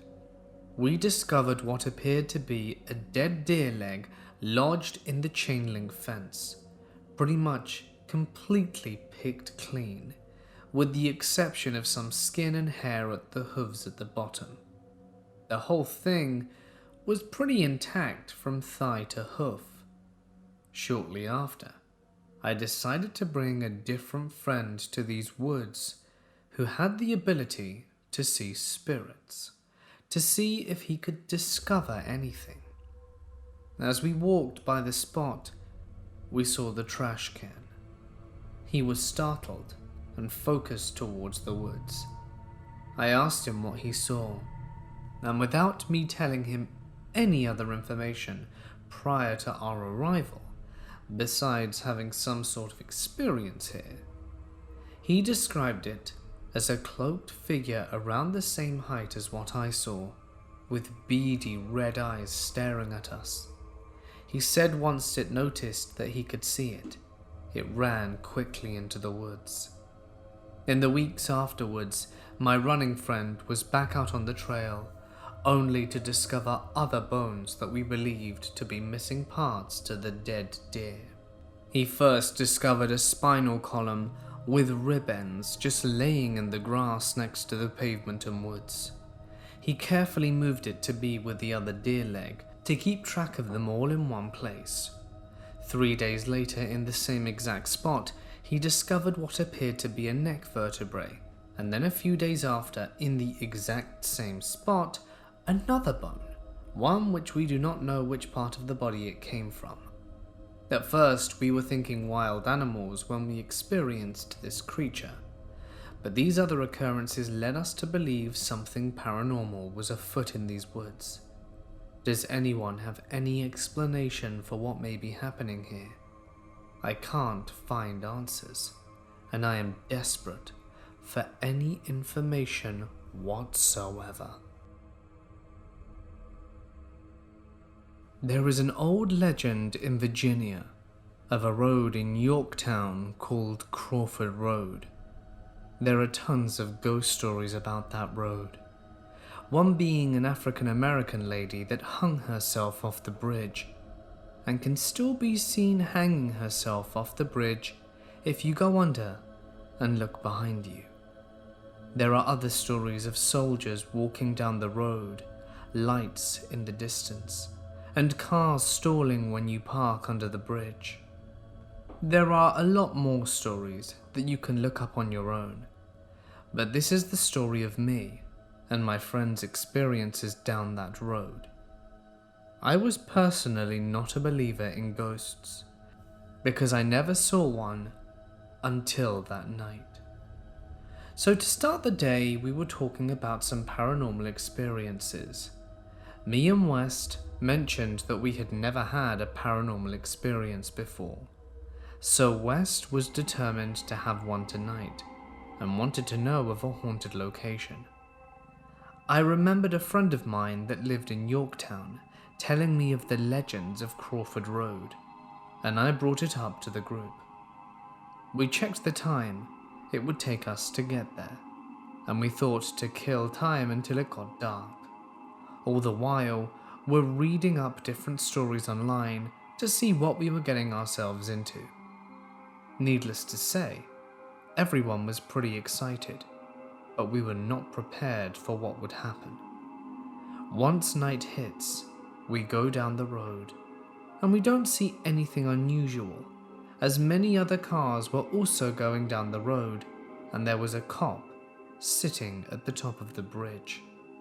So, we decided to go get some food while we waited a bit longer for the road to be less congested, and for the cop to leave. An hour later, we go back down the road once we get to the bridge, and there's another group of people on the road, looking to see what they can find. We chat for a bit, and they say that they haven't seen anything. So our group goes up to the top of the bridge to see what we can find. We're all up there, and we don't really see anything besides a strange symbol on the road, and your typical graffiti. We see a car coming, and we didn't want to get caught. So, me, West, and Abel go back down, while Natalie and Jay stay up there and turn their lights off. After less than 2 minutes, Natalie and Jay run down, freaking the hell out, saying they both saw a tall woman dressed in white walk out of the woods into the bridge. Obviously, like idiots, our group walks up to see. We couldn't see her when we went up there, but as we looked down onto the road to see if we could see anything, all of a sudden we hear an angry scream in the distance. We all book it and get the hell out of there, and the other group bail as well as soon as they heard the scream. We start to drive away from the bridge, and being determined to see an actual ghost, all of us had our windows down and were taking constant pictures while driving. Eventually we hear Jay, panicked, tell us to drive faster as he's sticking his head out of the window. Once we get far enough, he says that he saw something on 4 legs running after the car. This was only the start, and we begin to look at the pictures we had taken and watch the video West had been taking the whole time that we were down there.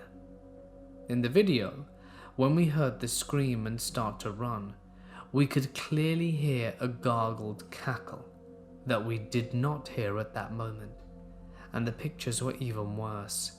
Some of them were of nothing, but a lot of Jay's photos had a mysterious glow in them, and another one of our group's pictures were completely white, whilst the rest were fine. In some of the photos, we could even see a strange blue box in both Jay and Abel's pictures, which was made even worse because they were on opposite sides of the car. And the worst one is when Natalie took a picture of the side view mirror and could clearly see a face with 2 black eyes.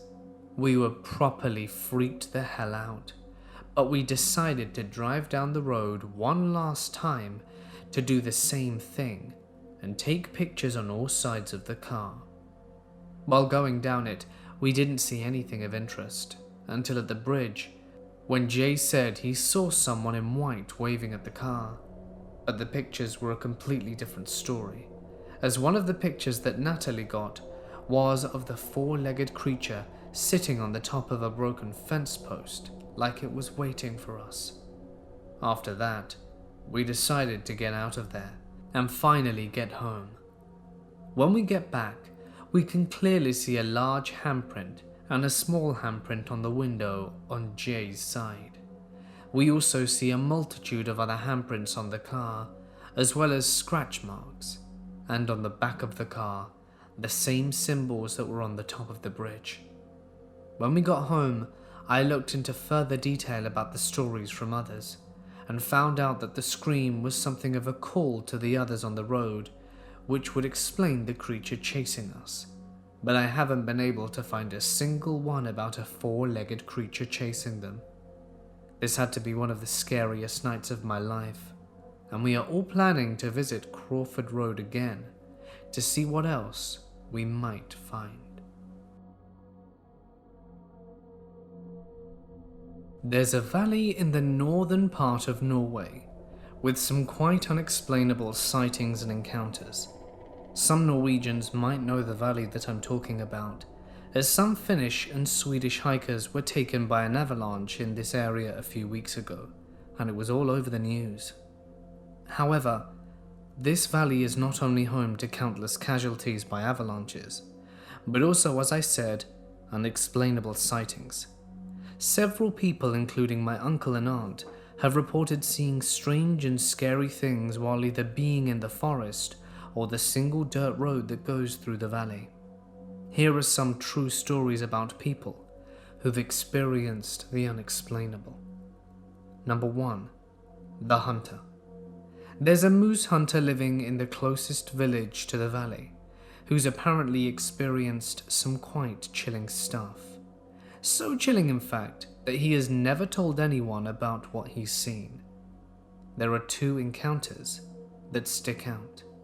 As I said, this man is a moose hunter, which is a quite popular thing in Norway, with organized hunter teams and a yearly period between October and December when these hunters are allowed to hunt.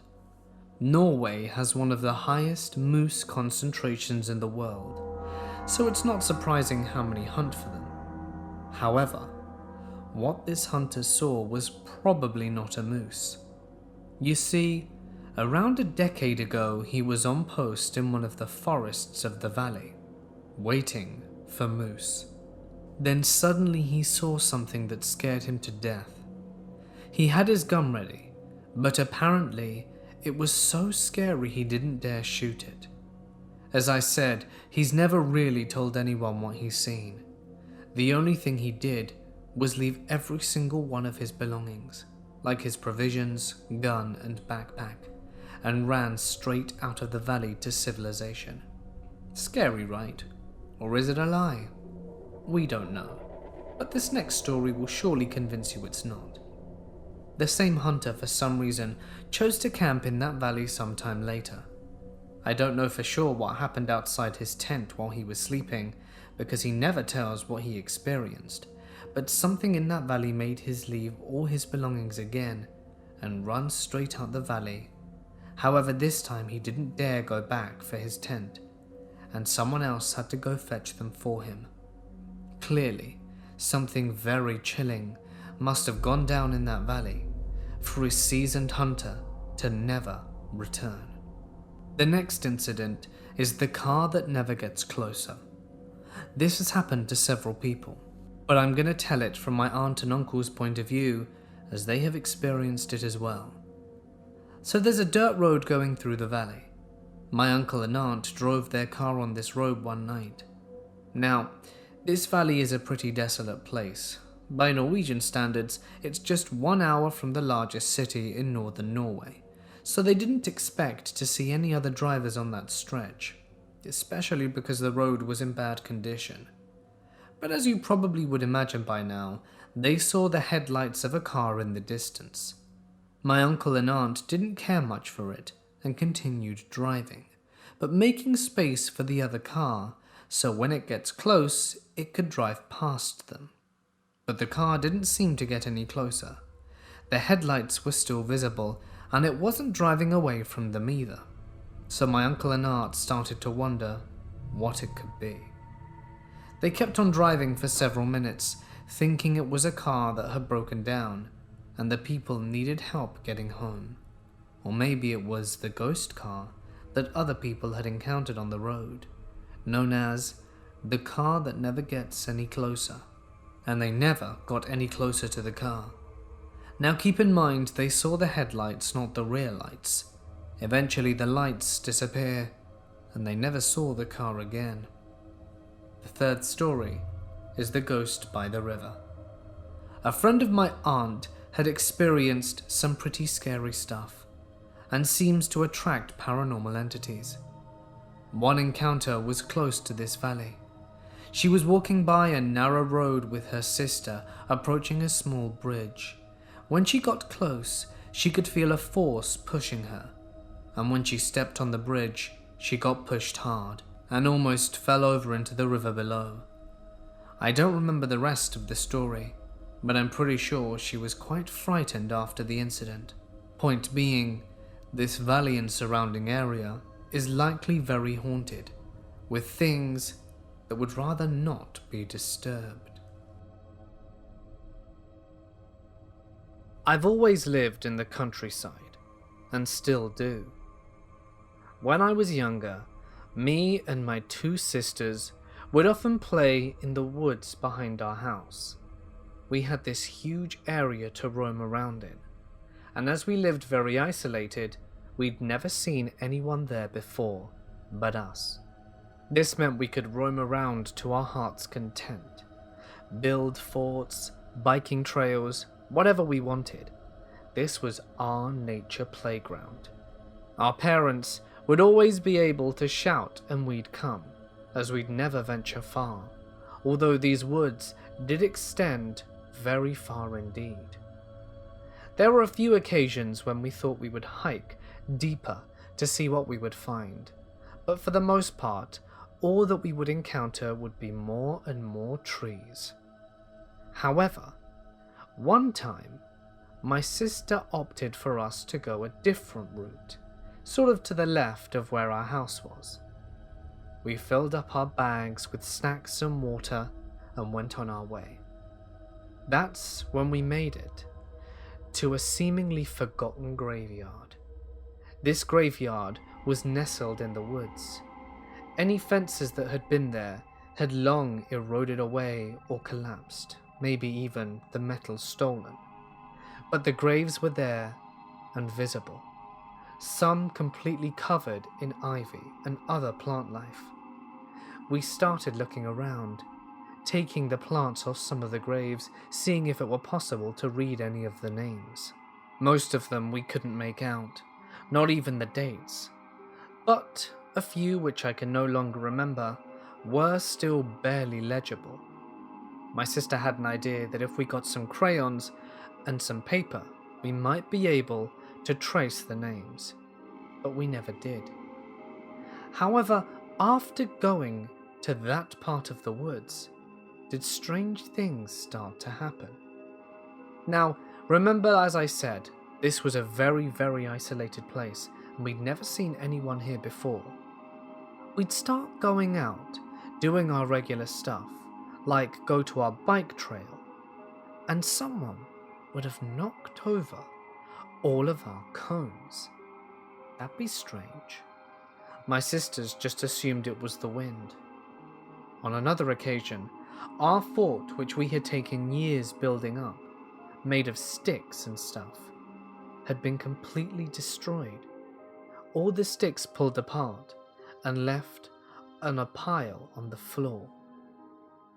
We couldn't explain this one away. My dad had been angry with us for staying out far too late in the forest, and so we went in to confront him about it, accusing him of doing this.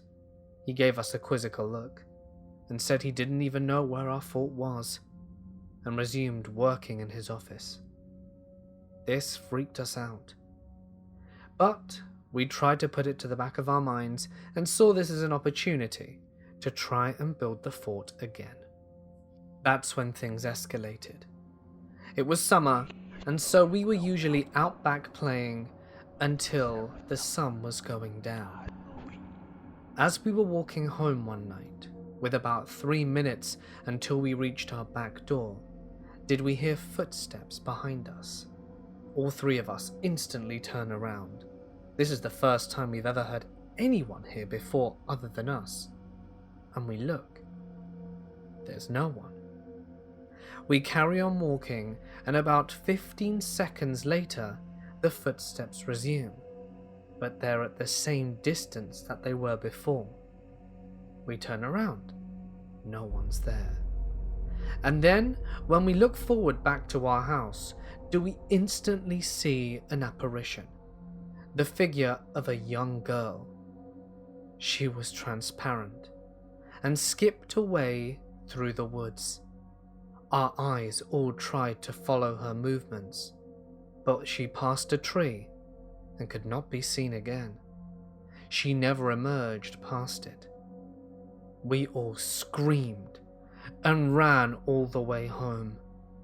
All of us were babbling to my mother about what we had seen, and she wasn't able to calm us down for about 20 minutes or get words out of us as to what we saw. When we finally were able to explain, each of us told our account that we had seen a girl skipping in the forest and that she went behind a tree and disappeared.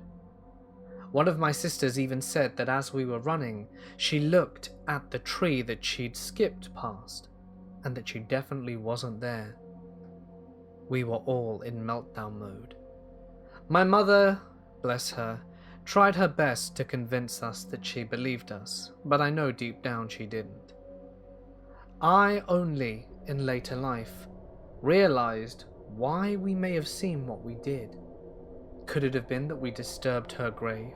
Or by visiting the grave, had we encouraged her to come out and play? We didn't go out for the rest of the summer. We played indoors and in the garden. But after winter and when spring rolled around, did we start braving the woods again. We never saw an apparition like that again, but it wouldn't be uncommon for us to hear things while playing. Probably the scariest, besides the apparition of course, was the time that we heard laughter coming from all around us, seemingly every direction of the forest infested by this childish giggling, which caused us to run home. Knowing our parents didn't believe, we simply didn't tell them about it. We're all grown up now, but when the three of us meet up, we often talk about our experiences growing up and contemplate what it could have been that was haunting our forest. A little girl or something more sinister. We may never know, but that's good enough for me. When I went back to my parents' house, I took a walk through the woods, and it turns out the graveyard is still there. I mean, it wasn't going anywhere. But what I find most curious of all is that when I told my parents about it, they didn't even know it existed, and it had only been a 15-minute walk away from their property, at most. Creepy stuff. When I was rather young and in second grade, my family lived in the country out in the middle of nowhere in Mississippi. There were no children for me to play with, and I tended to be a bit lonely, as you might expect.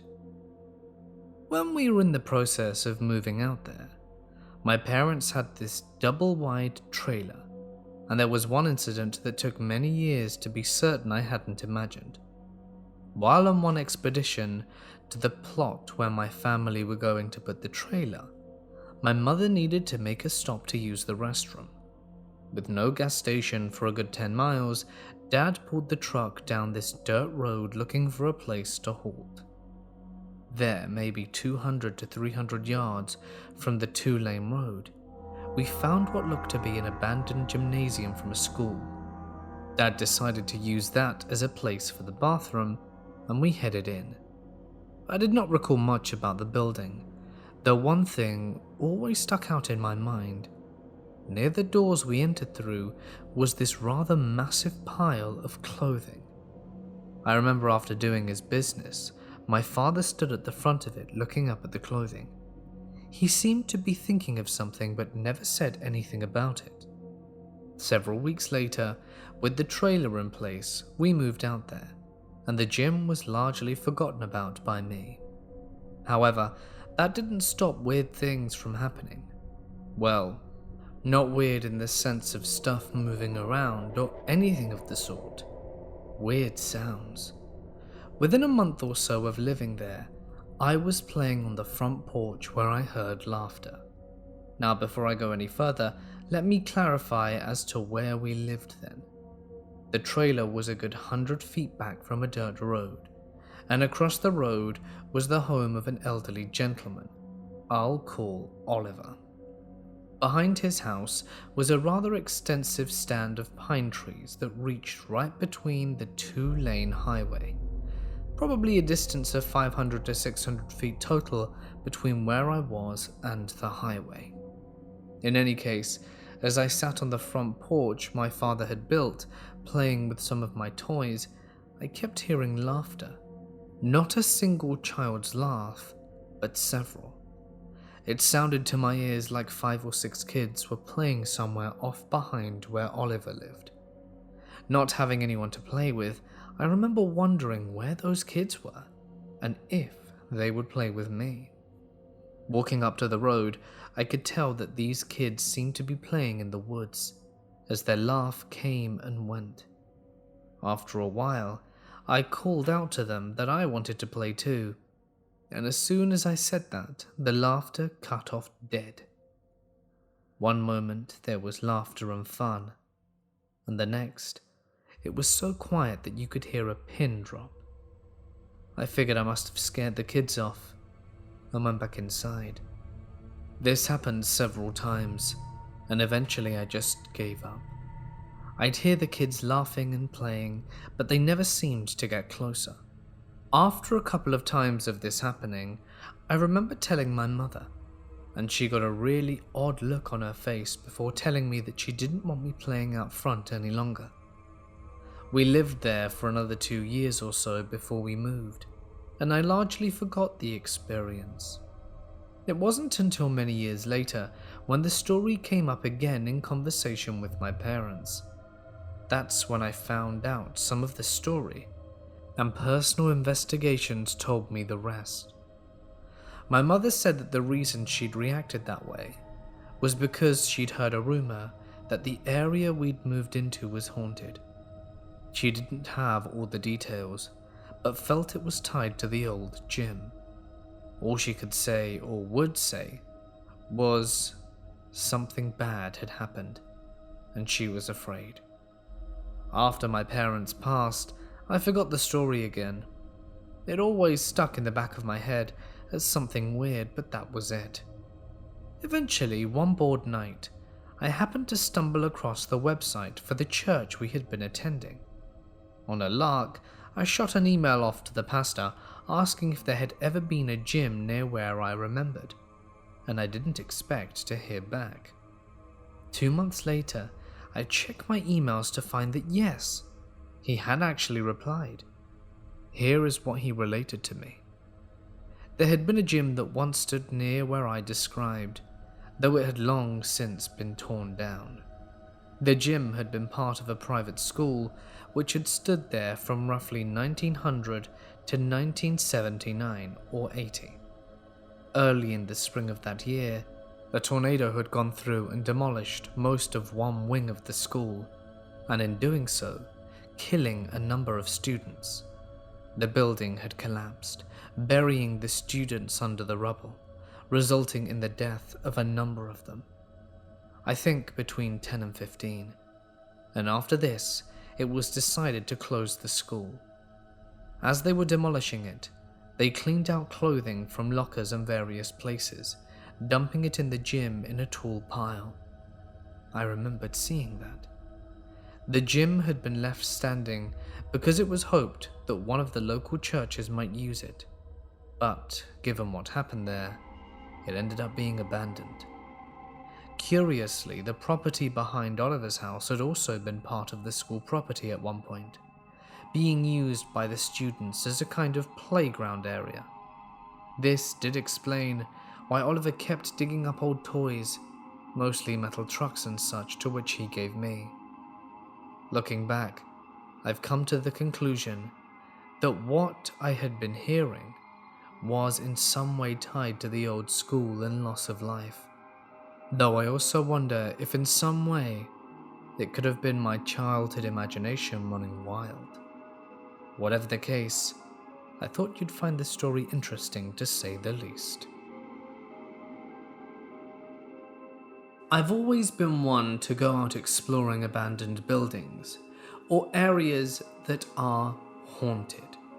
I've always been a skeptic, even though most of my friends have had what they believe to be a paranormal experience, simply because I've never experienced anything myself. So me and my friend Trevor were going out to whatever was apparently the most haunted road in western New York. Although both of us have been to the road before, just not with each other. Trevor said he'd heard some crazy stuff on the road where he went, but I on the other hand had not. Trevor's had plenty of whack ghost happenings all through his life, and he believes there's a spirit attached to him, or something along those lines. But let me tell you about this road. I don't know too much about it. This is just what my friends have told me and what I've read online. It's very old and long. No streetlights, tons of trees following the road, and some creepy hidden paths in the woods. Apparently, people have seen a little girl, some horse-dog type thing, and an old man walking around with a lantern. There's also supposedly an old church somewhere in the woods that was burnt down. Anyway, we were driving up and down the road to make sure there were no serial killers or monsters. I was paranoid, okay? I might not be a big believer, but I get the creeps too. When this car all of a sudden drives by us. Thing is, just before we passed them, a black figure darts behind their car and just vanishes into the darkness. I couldn't believe my eyes. I hit the brakes as an immediate reaction, thinking I was about to hit a deer or something. But again, there was nothing to hit. It literally disappeared in front of us. Trevor saw it, I saw it, and the car next to us slammed on their brakes too and screamed, "What the hell was that?" So I'm sure as hell that they're assuming they saw something in their mirrors. I tried rationalizing, and we continued driving down the road and decided to park and turn off the car and lights. We were trying to get an EVP, so we needed silence and didn't want to kill my car battery, so we brought our flashlights. Nothing came up, so we just started walking down the road, listening and looking around for any sign of paranormal activity. We get to about 10 feet away from my car when my freaking car doors just locked. Clear as day, you could hear it click. All 4 doors. Of course, Trevor heard it too, and we ran back to the car, and sure enough, every door was locked. I didn't touch my car keys. They were wrapped around my neck with a lanyard. Nothing was near my neck, and nothing bumped the buttons or anything. We both hopped in and skirted off. Finally, as we get towards the middle of the road, we calm down and pull over again, just so that I didn't have a panic attack, because what? We're sitting there in my car. I'm looking down the road, and he's looking next to us, flashing his light, being all sketched out. I guess his flashlight kept flickering on and off, but that can easily be explained by old batteries, probably. I kid you not. I saw what looked like a lantern.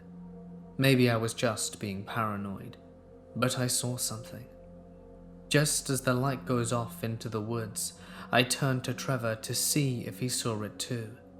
And just before anything comes out of his mouth, we both hear what sounded like someone walking in the woods right next to us. I turned my car back on, and off we went, away from that damn road. Once I grow some more balls, we're bringing more people, and we're going back to Delaware Road. We might even go down the trails and look for the church, or what's left of it. I want to share with you an experience that happened to me and my brother 2 years ago. We were deciding to go somewhere haunted during the day. There's this cemetery in Santa Cruz that we decided to check out. We go in and walk around, and there's nothing out of the ordinary that happened, so we decided to leave. The cemetery is on a supposed haunted road that leads up into the woods. This road is said to be haunted by a lady in white that tries to hitchhike into your car. I had forgotten this fact until after that day. Alright, so along the road we're driving down, it leads into a forested area. A couple of miles from the cemetery, you can pull to the side of the road and walk along this hiking trail. So we decided to hike this trail because I completely forgot that the road was haunted, so I wasn't even looking for anything paranormal. We start hiking this trail in the afternoon. 10 minutes into the trail, we stumble along abandoned train tracks and a barely standing bridge for the train that used to run along those tracks. It looks cool, so we decide to down this hill right by the bridge that lets you go under the dilapidated bridge. We were going down and just messing about, looking at the cool architecture. After we had our views, we start backing up the hill that leads back to the trail. When we got to the top, we are a little exhausted because the hill is kind of steep, and you have to use the trees around you as leverage to climb back up. So we're standing around on the trail when we both notice something out of the ordinary. We hear a voice, like a grown man's voice, shouting and screaming very angrily. He was absolutely full of rage. We quiet down, and I can tell the voice is very far away. Almost sounded like it was in the mountains around us. It sounded more than 500 feet away for sure. We both look at each other, asking ourselves what that was. We stand around listening for 15 seconds, and the next thing we know, the voice came down the trail from what sounded like 100 feet away, from being right down the end of the trail. The inhuman speed the voice approached us was unnatural. I noticed it coming down the trail and thinking to myself, this voice sounds like it's from someone who is about to end someone else's life from rage. But the weird thing is, the voice is speaking in what I can only describe as gibberish. I understood not one word it was saying. I instantly get this fight or flight feeling all in my body, because it's getting very loud and closer to us at inhuman speed. I tell my brother to pick up some very large sticks with me and to defend ourselves, because even though the voice came out of nowhere and moved down the trail at lightning speed, I still had the assumption that it was some sort of crazy person readying to end our lives. We pick up the sticks and run down the trail back to the car. As we're running away, the voice is coming down the other end of the trail, and I hear the voice come up behind us in an instant. It sounded like he was no more than 10 feet behind us, chasing us back to the car. I turn around, even though I don't want to, because I have to see how close he is from us, and as I look back and heard the voice right behind me, I see no one. I tell my brother to run faster, because the voice is literally behind us yelling in absolute rage, and I see no one chasing us.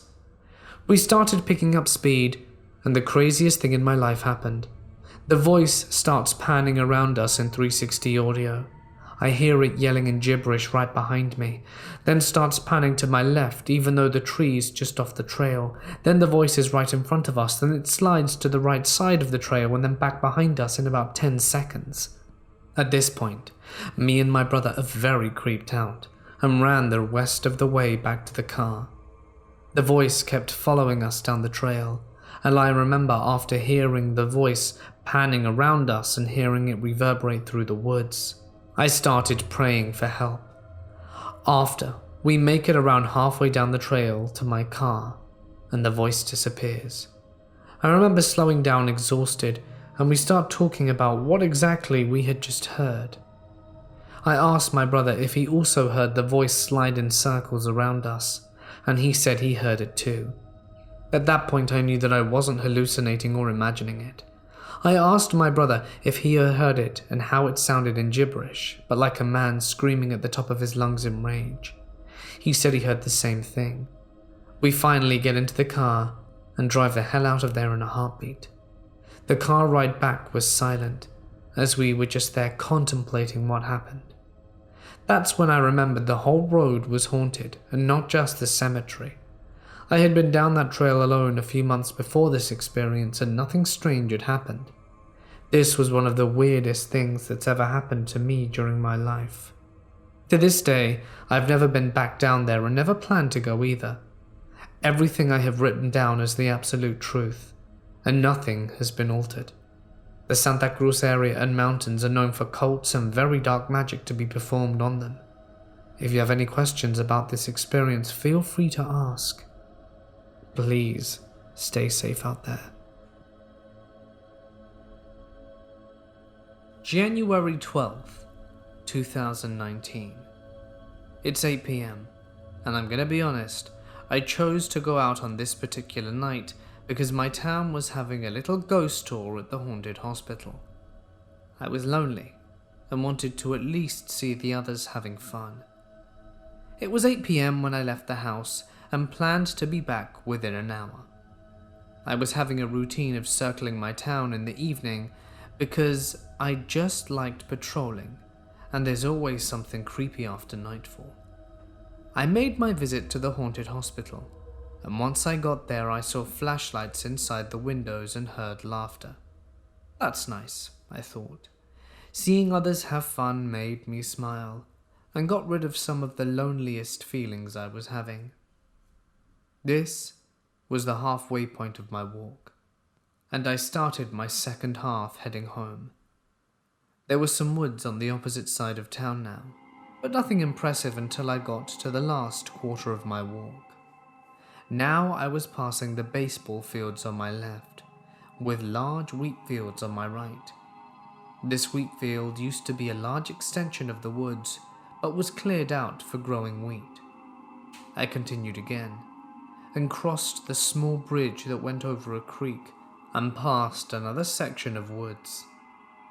I was now heading towards an old metal building that has recently been turned into a place for making gates and fences. It was around 9 p.m. now. This building had 2 small white houses inside it, and a stretch of dirt road wrapping around the back side of it before returning to a normal asphalt road. Now at night, this place seems pretty scary. But this was one of my favorite places to hang out at night, and is a normal path I take my walks through. As I was coming up to the dirt road, I saw a very tall 8 to 10 foot pale figure, with lanky arms, almost dragging the ground, about 40 feet ahead of me, briskly walk from the white house to the woods. I stopped walking. What was that? I thought. Its size confused me so much that I had forgotten my previous encounter with a smaller version of it. After a few minutes of standing there, I convinced myself to continue walking forwards. I mean, I was an adventurous person, and there's no way I was just going to turn around and go home when I saw something so odd and out of place. Not even 15 seconds into walking forwards, this sudden heavy sense of dread overcame me, like a giant weight crashing down on my shoulders. My instincts were telling me something was really wrong. I turned my iPhone light on and shined it at the woods. Nothing. I kept walking while keeping my head on a swivel, looking in all directions to keep my surroundings in check.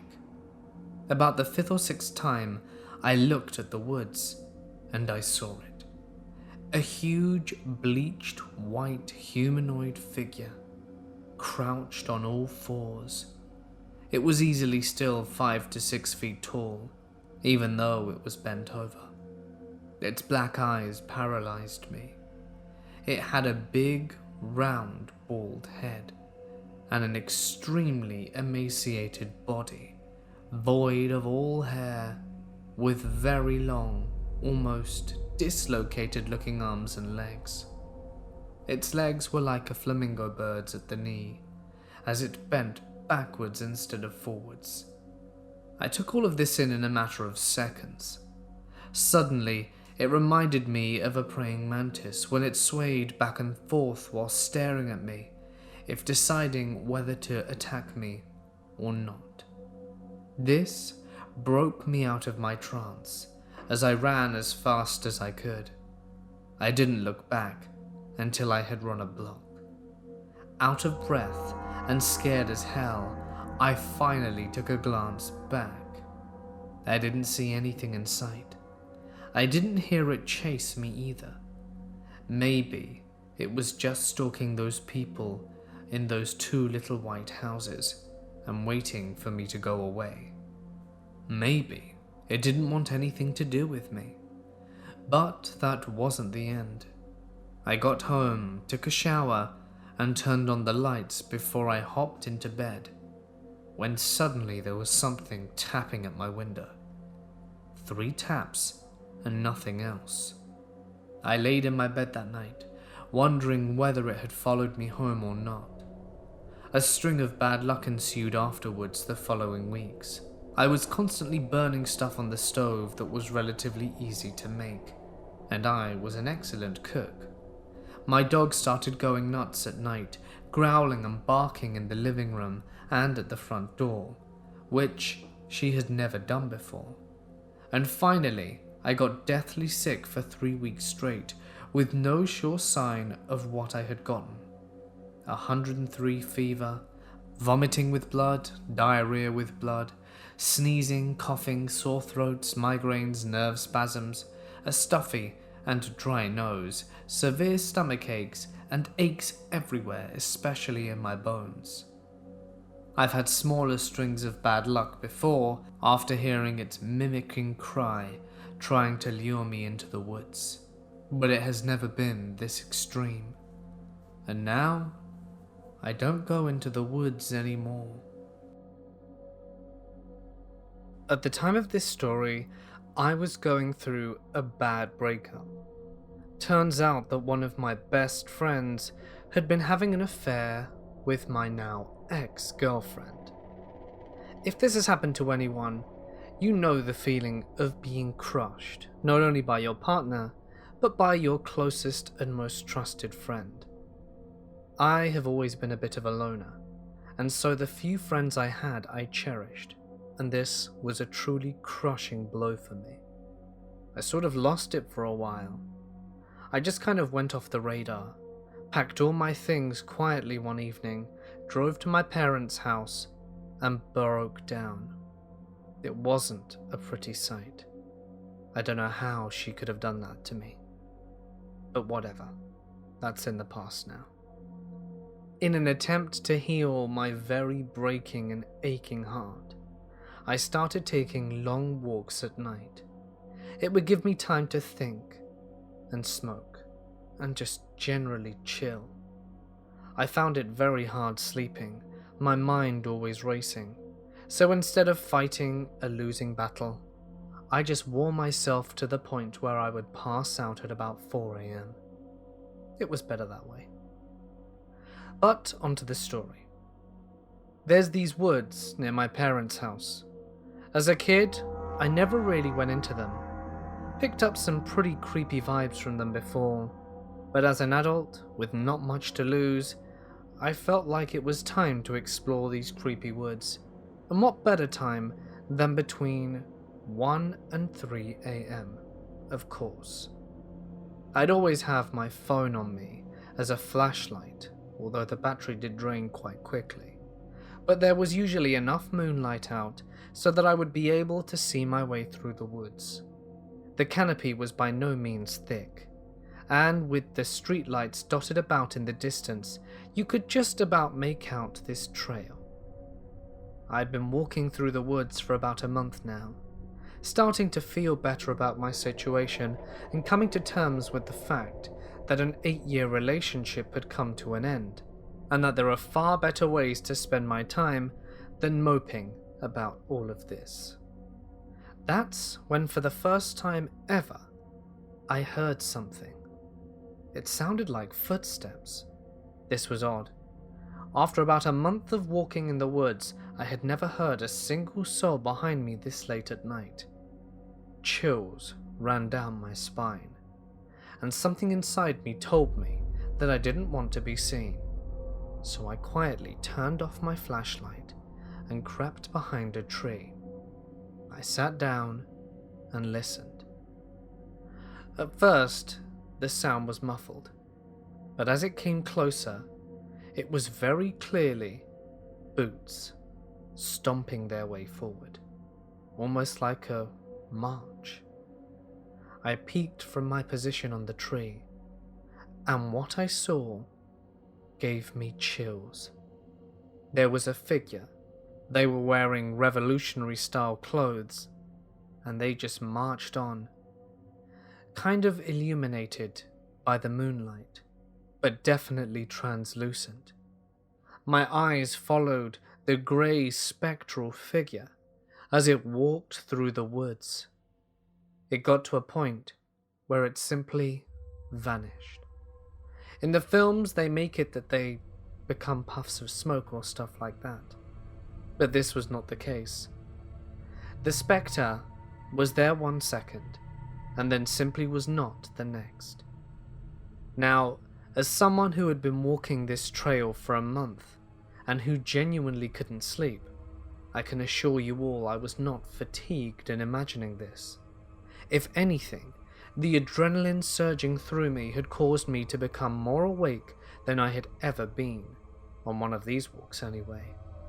And I sat there, waiting for about 20 minutes in case the figure showed up again. I slowly brushed the dead leaves off my butt and strode onwards towards the house. I got back home, and now my mind was plagued with other thoughts. What the hell did I just see? I didn't sleep that night, and the next night, for the first time ever, I managed to get a good night's rest, as things had been put into perspective a little bit more. I'm almost grateful. Seeing that figure helped me get over a bad breakup. So, to the ghost who I saw that night, if you're out there, thank you for your service. I work in a wildlife rehabilitation center in the middle of a forest, atop a hill about 20 minutes away from the nearest streetlight. It's a beautiful property during the day, but at night, you can hardly see your hand in front of your face, unless the moon is high enough over the trees to shed a little bit of light on the area. I started working here last year, usually being put on the closing shift, but we typically were on the property until the wee hours of the morning, since the sheer number of animals in our care prevented us from going home before everything was complete. The facility itself is deeply haunted. I've known that since a few weeks into my employment. One of the routes for the Trail of Tears actually went right through what is now the property, but more of that later. These are some of the stories that I have collected while working here. One night, as we were all wrapping up downstairs and getting ready to shut down for the evening, the doorbell rang. It must have been 10 p.m. by then, and we close admissions by 5 usually, as all of our admissions are by appointment only, but only on occasion we get a walk-in. With a sigh, my co-worker goes upstairs to greet the person and take the animal down for a quick examination. After a few minutes, she comes back down empty-handed and looking a bit unsettled. Upon being asked what the problem was, she answered, "There was no one at the door. There's no other car in the lot." This happened at least 2 to 3 other times. I've always been a little sensitive to the paranormal, but I'm pretty skeptical by nature. I want to first rule out any other possible scenarios before jumping to the conclusion of something otherworldly. So I chalked these situations up to an electrical error. The building took on a whole new energy at night. Rooms of the facility that were well lit and normal during the day felt more ominous at night. I never wanted to be alone inside by myself after 8:30. That's when things got weird. Mostly, it's just the feeling that I'm being watched, or thinking I see something out of the corner of my eye. It's all just very unsettling. As one of our interns was leaving one night, she said she heard someone calling her from the parking lot. "Psst, over here." There was no one there. One night, my co-worker went outside to finish up animal care in some of the outside enclosures that hadn't been done during the day, and I was left alone inside to finish prepping diets for some of the raccoon babies we had inside. We had a microwave above the counter, and I'd long since gotten used to seeing my silhouette in the reflective sheen on the door. I reached up to retrieve the bowl that I would put into the microwave and shut the door once I was done, only to see the reflection of a silhouette behind mine. I whipped around so fast I nearly dropped the bowl. No one was standing behind me, and when I looked back into the reflection, the silhouette wasn't there anymore. As I said previously, the Trail of Tears ran through the property, and at least 2 of my co-workers have made separate comments about seeing a woman in buckskin either walking through the hallway or standing in the laundry room. She always moves out of sight before anyone can try and say something to her. We have a separate little building on the property that's now a storage unit. It once housed interns that would stay on site overnight, but it's been a long time since it's been used for that purpose. I've always gotten a weird feeling whenever I'm near it. I've never been inside, and I hope I'll never have to. Any time I walk past it, I feel incredibly unsettled, like there's someone standing behind me or watching me. Several months ago, I was informed we no longer have interns living in the building because late one night, a man walked in and stood in the doorway staring at the interns while they were trying to sleep. Since then, we've installed trail cams and security cameras all over the property. There's a million stories I can tell about this place, and maybe one day I will. So far, these are the only true paranormal feeling ones that I have to share. I lived in a small city in central Michigan. There is a city park with a forest directly behind my house. For being at the edge of a city, it's a decently large forest. You could say the forest is split by a very thin clearing that cuts it into two. A small part that has walking paths, and then a much bigger part with not very many paths. One summer evening 3 years ago, out of boredom, 6 friends and I decided to go out to the bigger part and play hide and seek. Yes, I know, 15 to 18-year-olds playing hide and seek, but whatever. I was the seeker and quickly found my friends, Emily, Alice, and Brody. But the other 3 went pretty deep into the woods. We decided to split off to look for them. Emily and I went one way, while Alice and Brody went another. Emily and I eventually split off ourselves, and I ran into Alice and Brody. We figured out everyone else was lost in the woods, and decided to stay where we were. The whole thing lasted about 2.5 hours. During that time we stayed put, and waited for everyone to find their way towards us. This is when the weird stuff started happening. Emily had called Alice several times and told us weird things were happening to her, but she wasn't able to say what due to a poor connection. A little while later, while it was pretty dark out, we saw a white light about 50 yards away from Alice, Brody and I in the trees. We called out thinking it was a phone light and that it was our friends, but we got no response, and for several minutes it just bobbed up and down in the trees, eventually vanishing. We figured that it couldn't have been another person because we didn't hear any footsteps or leaves rustling, and no one could have made it through the dark woods without a light. Immediately after, Brody swears he saw a face right next to him, staring at him, and disappear. By this point, we're freaked out. Later, I went back out to the clearing by myself because we thought Emily was there, and she wasn't. I saw 4 or 5 small red orbs of light circling around the bush.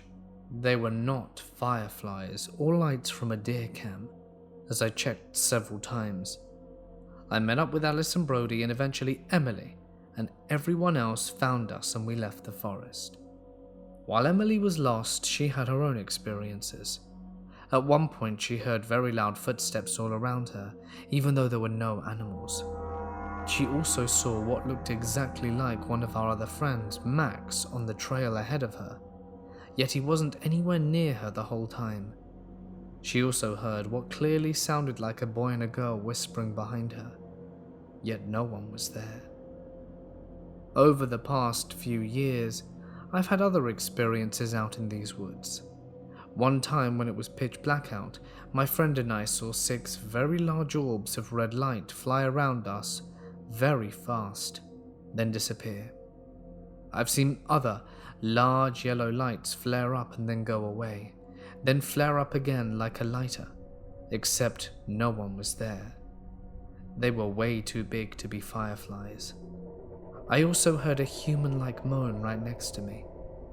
I booked it back home after hearing that, and another time I heard the same heavy footsteps that Emily heard all around me, but not a soul was there.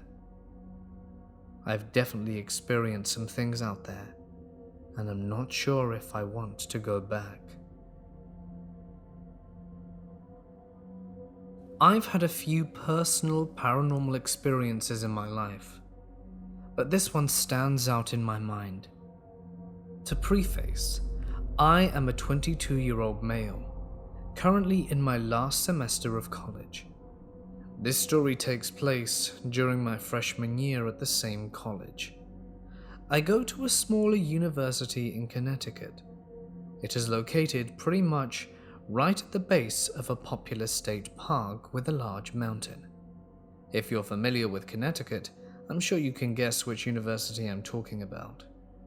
There is a lot of Native American folklore associated with the mountain, as Native American tribes used to live up in the surrounding area, and some weird stuff has definitely happened there. A kid even fell to his death while hiking not too long ago, but I highly doubt that was due to anything paranormal. Behind my freshman dorm building, there was a steep hill that led into the woods. This was where everyone in our building would go to smoke. Halfway up the hill, there was a little cleared out space with a concrete wall that you could sit on, and then a much larger area at the top of the hill with trails and a big concrete wall. It was a nightly occasion for me and my roommates to head up to those woods and smoke a little of the green. Usually there would be other people smoking too, so we were completely fine with going there at any time. One night, my roommate and I headed to the hill just like we did every night. Our other roommate stayed behind because he had to study or do homework or something. I don't fully remember. We climbed the hill and went to the smaller clearing halfway up rather than the larger area. There was no one else up there, and it was a little later than we normally went up, as it was right around midnight. But like I said, we felt safe enough to go up there at any time. We smoked a few bowls and just hung out for a while. Keep in mind, both of us smoked pretty regularly, so 2 bowls wasn't doing much for us, and I'm definitely not the type to get paranoid when I'm stoned, so our sobriety, or lack thereof, was not an excuse for what happened. It was pretty windy that night, so all of the trees around us were loudly swaying. Out of nowhere, the wind completely stopped, and the trees fell still. Then the leaves on the trees that we were standing by very slowly and eerily fell to the ground, all at the same level and speed. We looked at each other and kind of nervously laughed. Suddenly we were both filled with this massive sense of impending doom, like something was telling us to leave the woods immediately. I know this because my roommate told me he felt the same way after the fact. We grabbed our weed and full-fledged sprinted out of the woods and down the steep hill. As I was running down the hill, I fell backwards really hard and messed up my elbow. To be honest, it almost felt like I was yanked back by something, but there's a definite possibility that I just slipped on the dirt because we were flying down this essentially vertical hill. I picked myself up and we ran into our dorm building, slamming the door behind us. After that, my roommate refused to go into the woods to smoke for the rest of the year. There were a few times where I went back up the hill and into those woods by myself to smoke, as I didn't feel like walking across campus to go to another spot.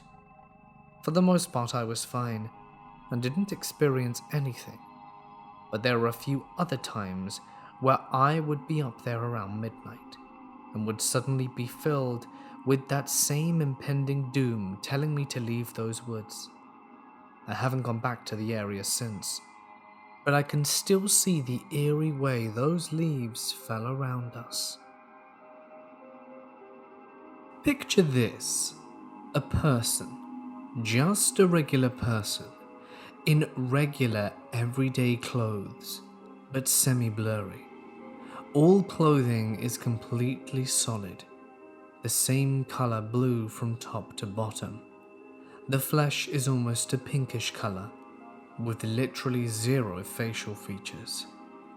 The first time I can recall seeing them was when living in an extremely haunted house in eastern Connecticut. It was extremely tainted land. There was a small pond my cousins and I would go fish at. It was actually two ponds right next to each other, one slightly lower than the other. On this particular day, my cousin was between the two ponds, and I was on the opposite side of the lower one, but you could still see everything at the upper pond. I started noticing two figures come from the other side of the pond he was at, walking across the water, side by side, like it wasn't even there. I was stunned for a solid minute until I started flagging him down to turn around. I don't know why I couldn't yell, but I just kept waving at him to spin around, but he was looking at me like I was crazy. It was like out of a bad movie. I threw my pole down and started running around the water to get to him as fast as I could. I think when these things realized I saw them, they booked it the other way, back from whence they came. I could see them go into the woods on the other side from where they came from. He, obviously, didn't believe me. I would say, okay, I'm just crazy. But I remember another time fishing there by myself. I found some dead puppies floating in the water in a plastic bag, which isn't really supernatural in a way, but I also began hearing Indian drums playing in the woods, like real Native American drumming, and it was getting closer to me. I dropped my gear and ran like hell, and didn't go back for 2 days. I was probably 10 or 11. The second time I remember seeing one was in Bridgeport, Connecticut of all places.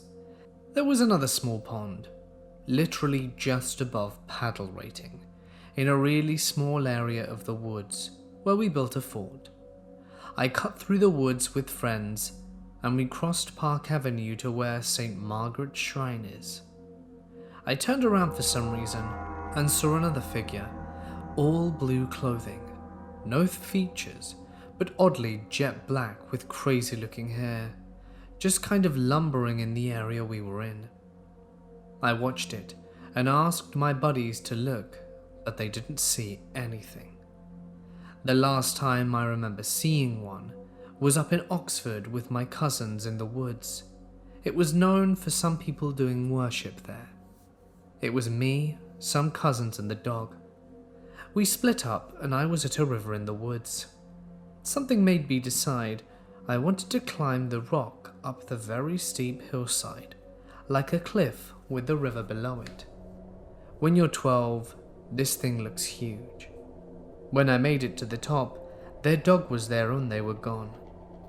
I got this weird feeling like I was being watched, and the dog started getting jittery and barking when I turned around, and then there was another one. It turned and took off again. I guess they don't like being noticed. I would have said again, I'm crazy and seeing things, but the dog took off after it. I ran after the dog until she came back, and we both left the woods.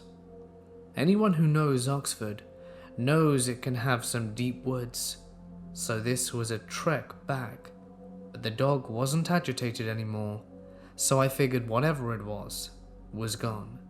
I sort of figured they weren't aggressive either, since the dog wasn't worried anymore.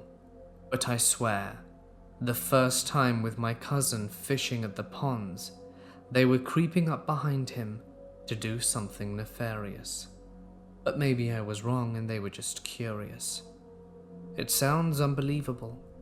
Even I have never truly come across any conclusion, nor 100% believe my own eyes nor memory. But they have never had any kind of explanation, nor have I ever seen them again, and I've tried. I live in Hobart, Tasmania, which is a city surrounded by forest, which Australians call the bush. It doesn't take long if you walk in any direction to find yourself in the bush. One afternoon in 1987, I decided to go for a walk on a nearby reserve, known as Knocklofty, which comprises of a series of hills behind North Hobart. As I walked along, I looked up and saw a man standing right in the middle of the walking track. He had long hair and a beard and seemed a bit grubby. I could tell that there was something weird about him from the fact that he stood in the middle of the track and waited as I walked towards him. He started staring straight into my eyes, otherwise doing nothing. His presence worried me, so as I passed I looked away from him because he had not taken his eyes off me, and I was fairly scared, there being no one else on the track that day that I'd seen as I had walked by, and, foolishly, I'd not left a note at home for my friends stating that I was out in the bush. So if this guy had been a killer or something, he would have had no problems getting away with it and making me disappear without a trace. As I passed right by him, I felt a palpable madness growing in him, and I kept my head down, worrying that he was now following me. Then I waited until I was sure he was a fair way behind me, before turning back and see if he was indeed following me. Instead, what I saw amazed me so much I stopped dead in my tracks and watched him for a little while. He smiled straight at me, and I think I must have unknowingly grinned a little back at him in amazement. What he was now doing was still standing in the exact same place where I just walked past him, except he was now beaming with an insanely proud smile and staring into my eyes with wild exhilaration at what he'd somehow managed to do, because all over his outstretched arms, shoulders and head were hopping dozens and dozens of tiny and wild native birds, seemingly attracted to this person, as though by some weird magnetic force, something that I cannot explain to this day, and which I have only seen as something fitting into the realms of the paranormal for its inexplicably strange nature. I could not believe what I was seeing, and afterwards what I had seen, but I also did not feel safe to approach him, so I turned around and went home, impressed by what I'd witnessed and very excited about sharing this story with friends. Unfortunately, the first person to get home completely refused to believe my story, so I gave up bothering trying to tell anyone else about it that day. However, 10 years later or so I mentioned it to him, and he exclaimed, "Oh yeah, I know some other people who saw him, and they say it happened to them as well," which really vindicated me. I don't know whether or not it was actually my story that I told him years ago that he recalled, as he smoked a lot of the green, but I felt good to know that I'd finally managed to at least get one friend to believe the strange Birdman of Knocklofty Terrace. I haven't been up there for years, and sometimes wonder if he still hangs around up there, waiting to freak out unsuspecting passers-by, or if he just manifests out of the ether as some type of master magician to call his bird friends. But one thing I am certain of is that on that day there really was nothing you could call normal about the encounter at all.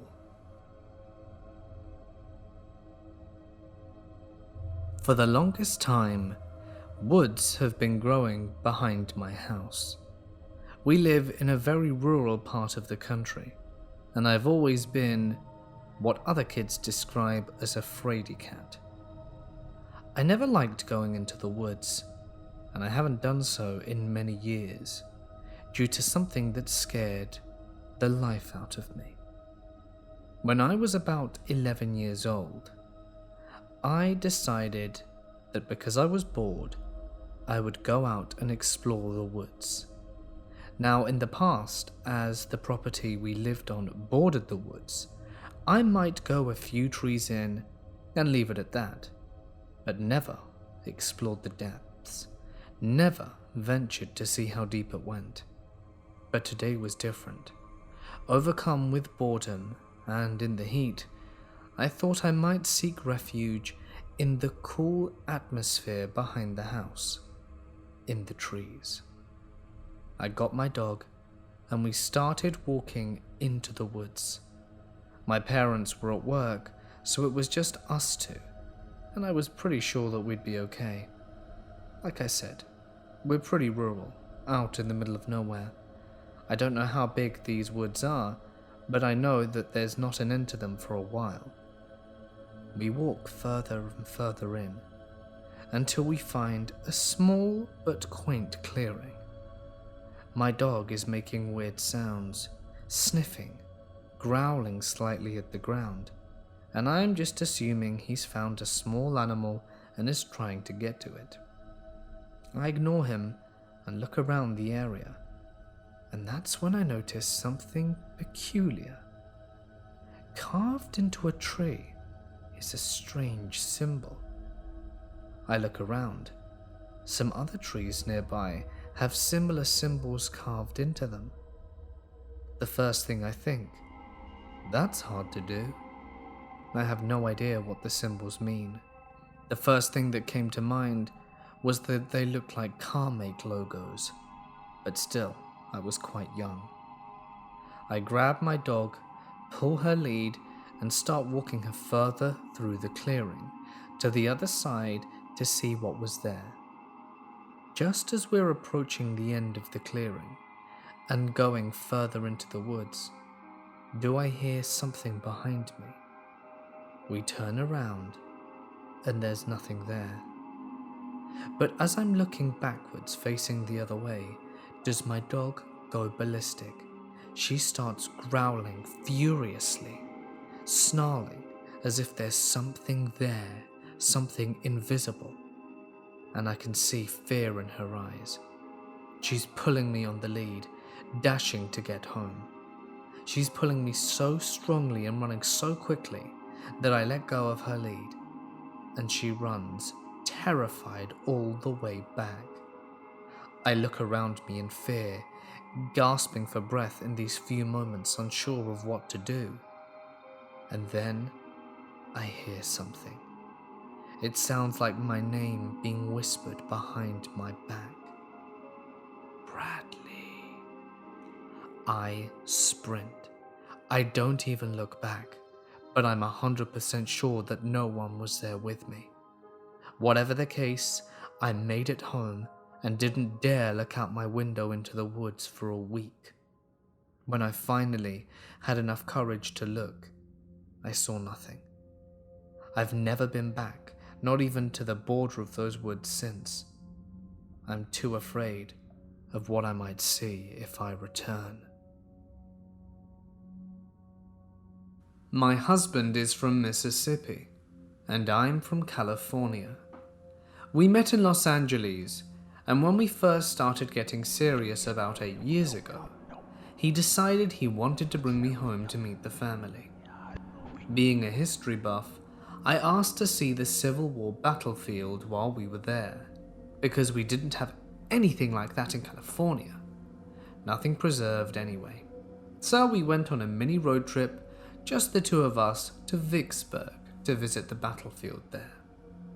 A lot of it had been taken back by forest, and there's a road that goes through the woods so you can get to each part of the battlefield.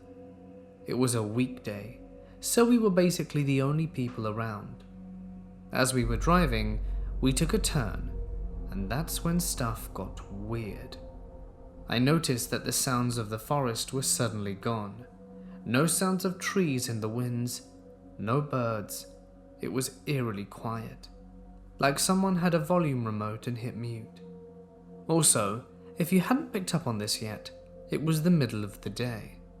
I didn't know if my husband was experiencing the same thing, and since we were fairly new into our relationship, I didn't want to scare him off with any talks of paranormal stuff. I kept my eyes out on the window, and he slowed the car to a stop without saying anything. All of a sudden, over the radio, I start hearing men's voices in my ears. I still wasn't looking over and was sort of frozen. My husband slowly turned down and then off the radio. It was apparent now that he had heard them too. Then he turned off the car, and the voices got even louder, as if we were standing in the middle of a group of men, and they could see us, but we couldn't see them.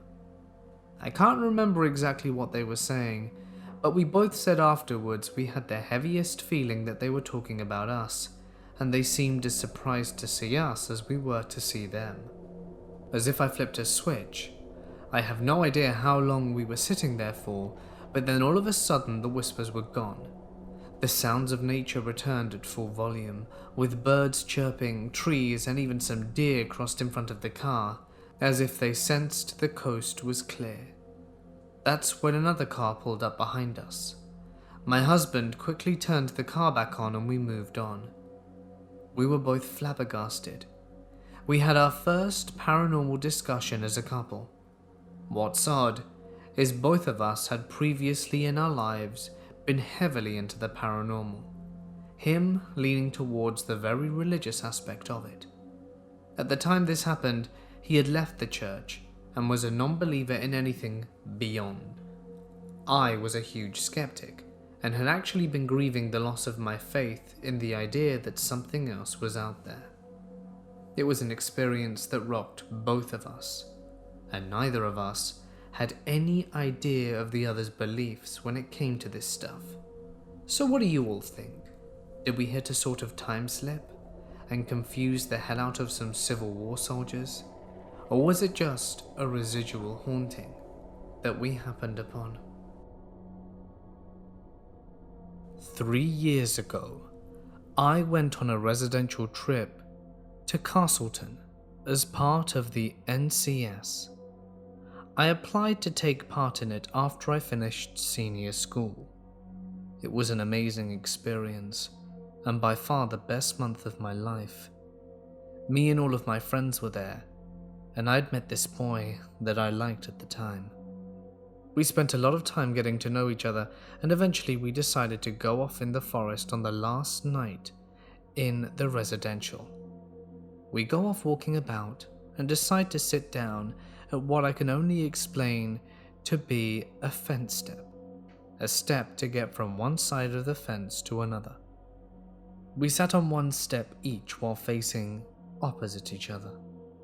I was facing the forest and he was facing the plain field behind me. For some reason we got an eerie feeling as we were alone, and he started talking about his grandmother's death and had a tear in his eye. All of a sudden, I noticed this 7-foot figure behind the trees clasping onto the thick and tall tree trunk whilst peering around and staring at me and this boy. I looked in utter shock, as did he, and we both saw it at the same time.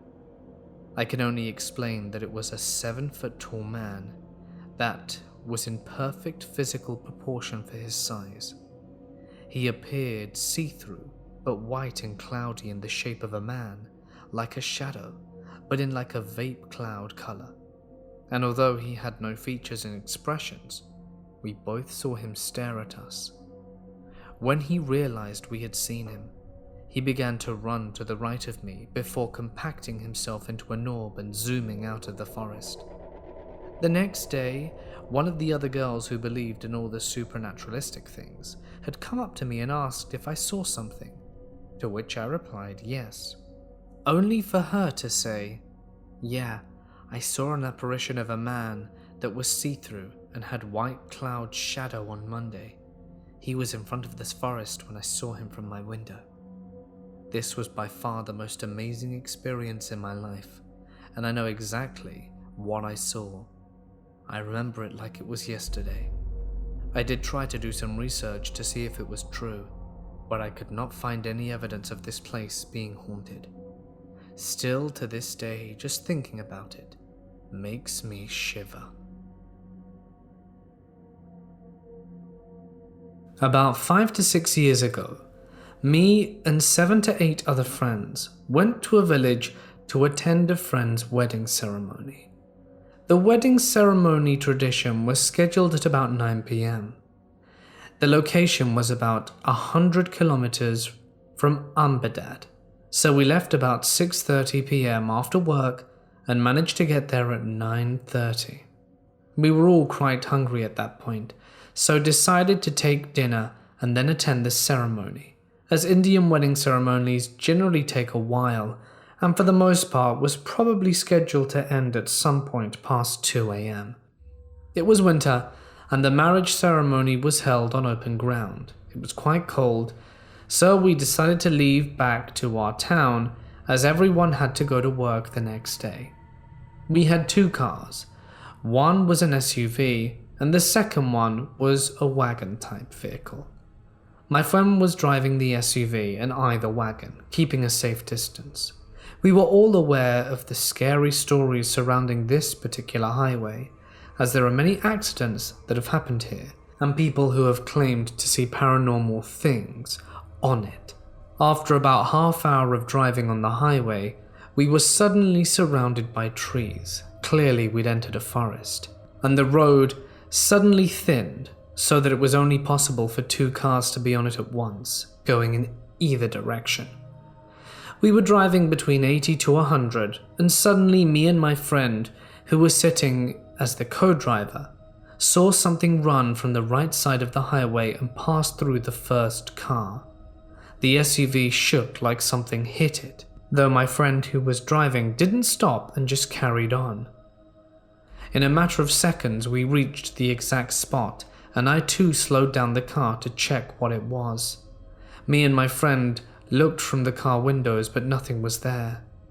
I asked my friend to call another driver who was driving the SUV. He called him up and handed me the phone. I told him to not stop the car, and we will stop at the next circle and have some tea. In 20 minutes we reached that circle. The story doesn't end there. We started to talk about what had just happened. I asked him, "So what happened?" He said he didn't know, that a cat came from nowhere and hit the car. Me and my friend gave each other a strange look. "Tell him what we saw." So my friend said, "Dude, we saw a lady run towards the car and she passed through it, but when we reached there she was gone." A dead silence was engulfing us all. We'd looked at each other, but none of us had any explanation to what we'd just seen. What was so strange is that we saw a lady, they saw a cat. I was doing some research on Google, and it turns out the highway is said to be one of the most haunted places in Gujarat.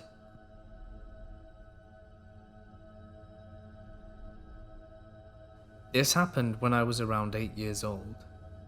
When I was young, I always wanted to do whatever my sister was doing. Therefore, when her friends at the time brought over her new Ouija board, of course I was playing it with them. I can remember this night so vividly. My sister, her friend and I were in our family room sitting on the floor, while our mum sat at the kitchen table playing a game on the computer, but was still playing with us. A little backstory. My parents were both Christian, but didn't think a board game purchased from Toys R Us could be harmful. My mum and dad just had our house built a few years before, and we were the first to live here. However, there is nothing but woods in our backyard, which made it feel pretty creepy to play in front of a window that faced the woods. Anyhow, we played with this board for about an hour, asking it simple questions and getting simple responses. That is when my sister's friend asked if the spirit would give us a sign. The board said no. She then asked again if the spirit would give us a sign, and 10 seconds later, we all heard it. This evil growl came from thin air. It sounded like something was sitting in front of us. I still remember it to this day, because it was so loud and clear. It was not an animal sound, and most definitely didn't come from the woods. I remember that sinister feeling that immediately filled the air, and we all started freaking the hell out and running around the house. I begged my mum to call a priest, and I can remember the look on my mum's face like she knew it was real, but didn't want to scare us any further. She couldn't explain it. We were terrified. My sister and I shared a room, and we were all so scared to sleep at night that my dad would sleep on the floor so that we could rest. We weren't to leave each other alone. We even stayed in the bathroom while each other showered, because that experience haunted us. Now that I'm 23 years old and a psychology major, I have become somewhat skeptical towards paranormal activity. But when I think back to that piercing growl, I cannot find any other plausible explanation for what we heard. My mum passed about 5 years ago, and I wish I could ask her about it now, but I'm certain she would vouch for it. My sister and I also talk about it from time to time, but always get such an eerie feeling when explaining it. I'd like to know if anyone else has experienced anything similar. My husband, myself, and our 2 kids were stationed in the UK for 4 years. We found a beautiful old cottage that had been renovated to accommodate 2 families, sort of like a duplex. We were told by the owners that it dated back to the 1500s and was the caretaker's home for a priory that was behind the property, but is now just ruins. The front of the cottage had an open pedestrian trail right in front of it. It was secluded, but we had a lot of dog walkers and families that used the path to get to the river in the woods. Just a beautiful and charming place to live in general. We would often chat with people using the path, and little bits of information about the house came to light. We were told that a witch used to live there and had a lot of strange going-ons. Weird noises, lights in the woods, and we were also told the little bridge behind our house was haunted. So we were intrigued but laughed it off. My oldest daughter had a huge bedroom, and so she set it up like an apartment. Being a teen, she spent a lot of time in her room with her friends. She would tell me about noises at night. Since we shared a wall with our neighbor, I told her it was probably them. She brushed it off, but a while later she told me she would awake to breathing in her ear. She also said it felt like someone would sit down on the bed in the middle of the night, and at one point she woke up to a dark figure standing in the front window. She's on the 2nd floor. She eventually got used to it, and joked about it when she had visitors staying with us. Her room was used when we had company, because it was the biggest room with the queen bed. We have had several women in our family that noticed the same thing and wouldn't sleep there anymore. Only women. It never seemed malicious, just shocking.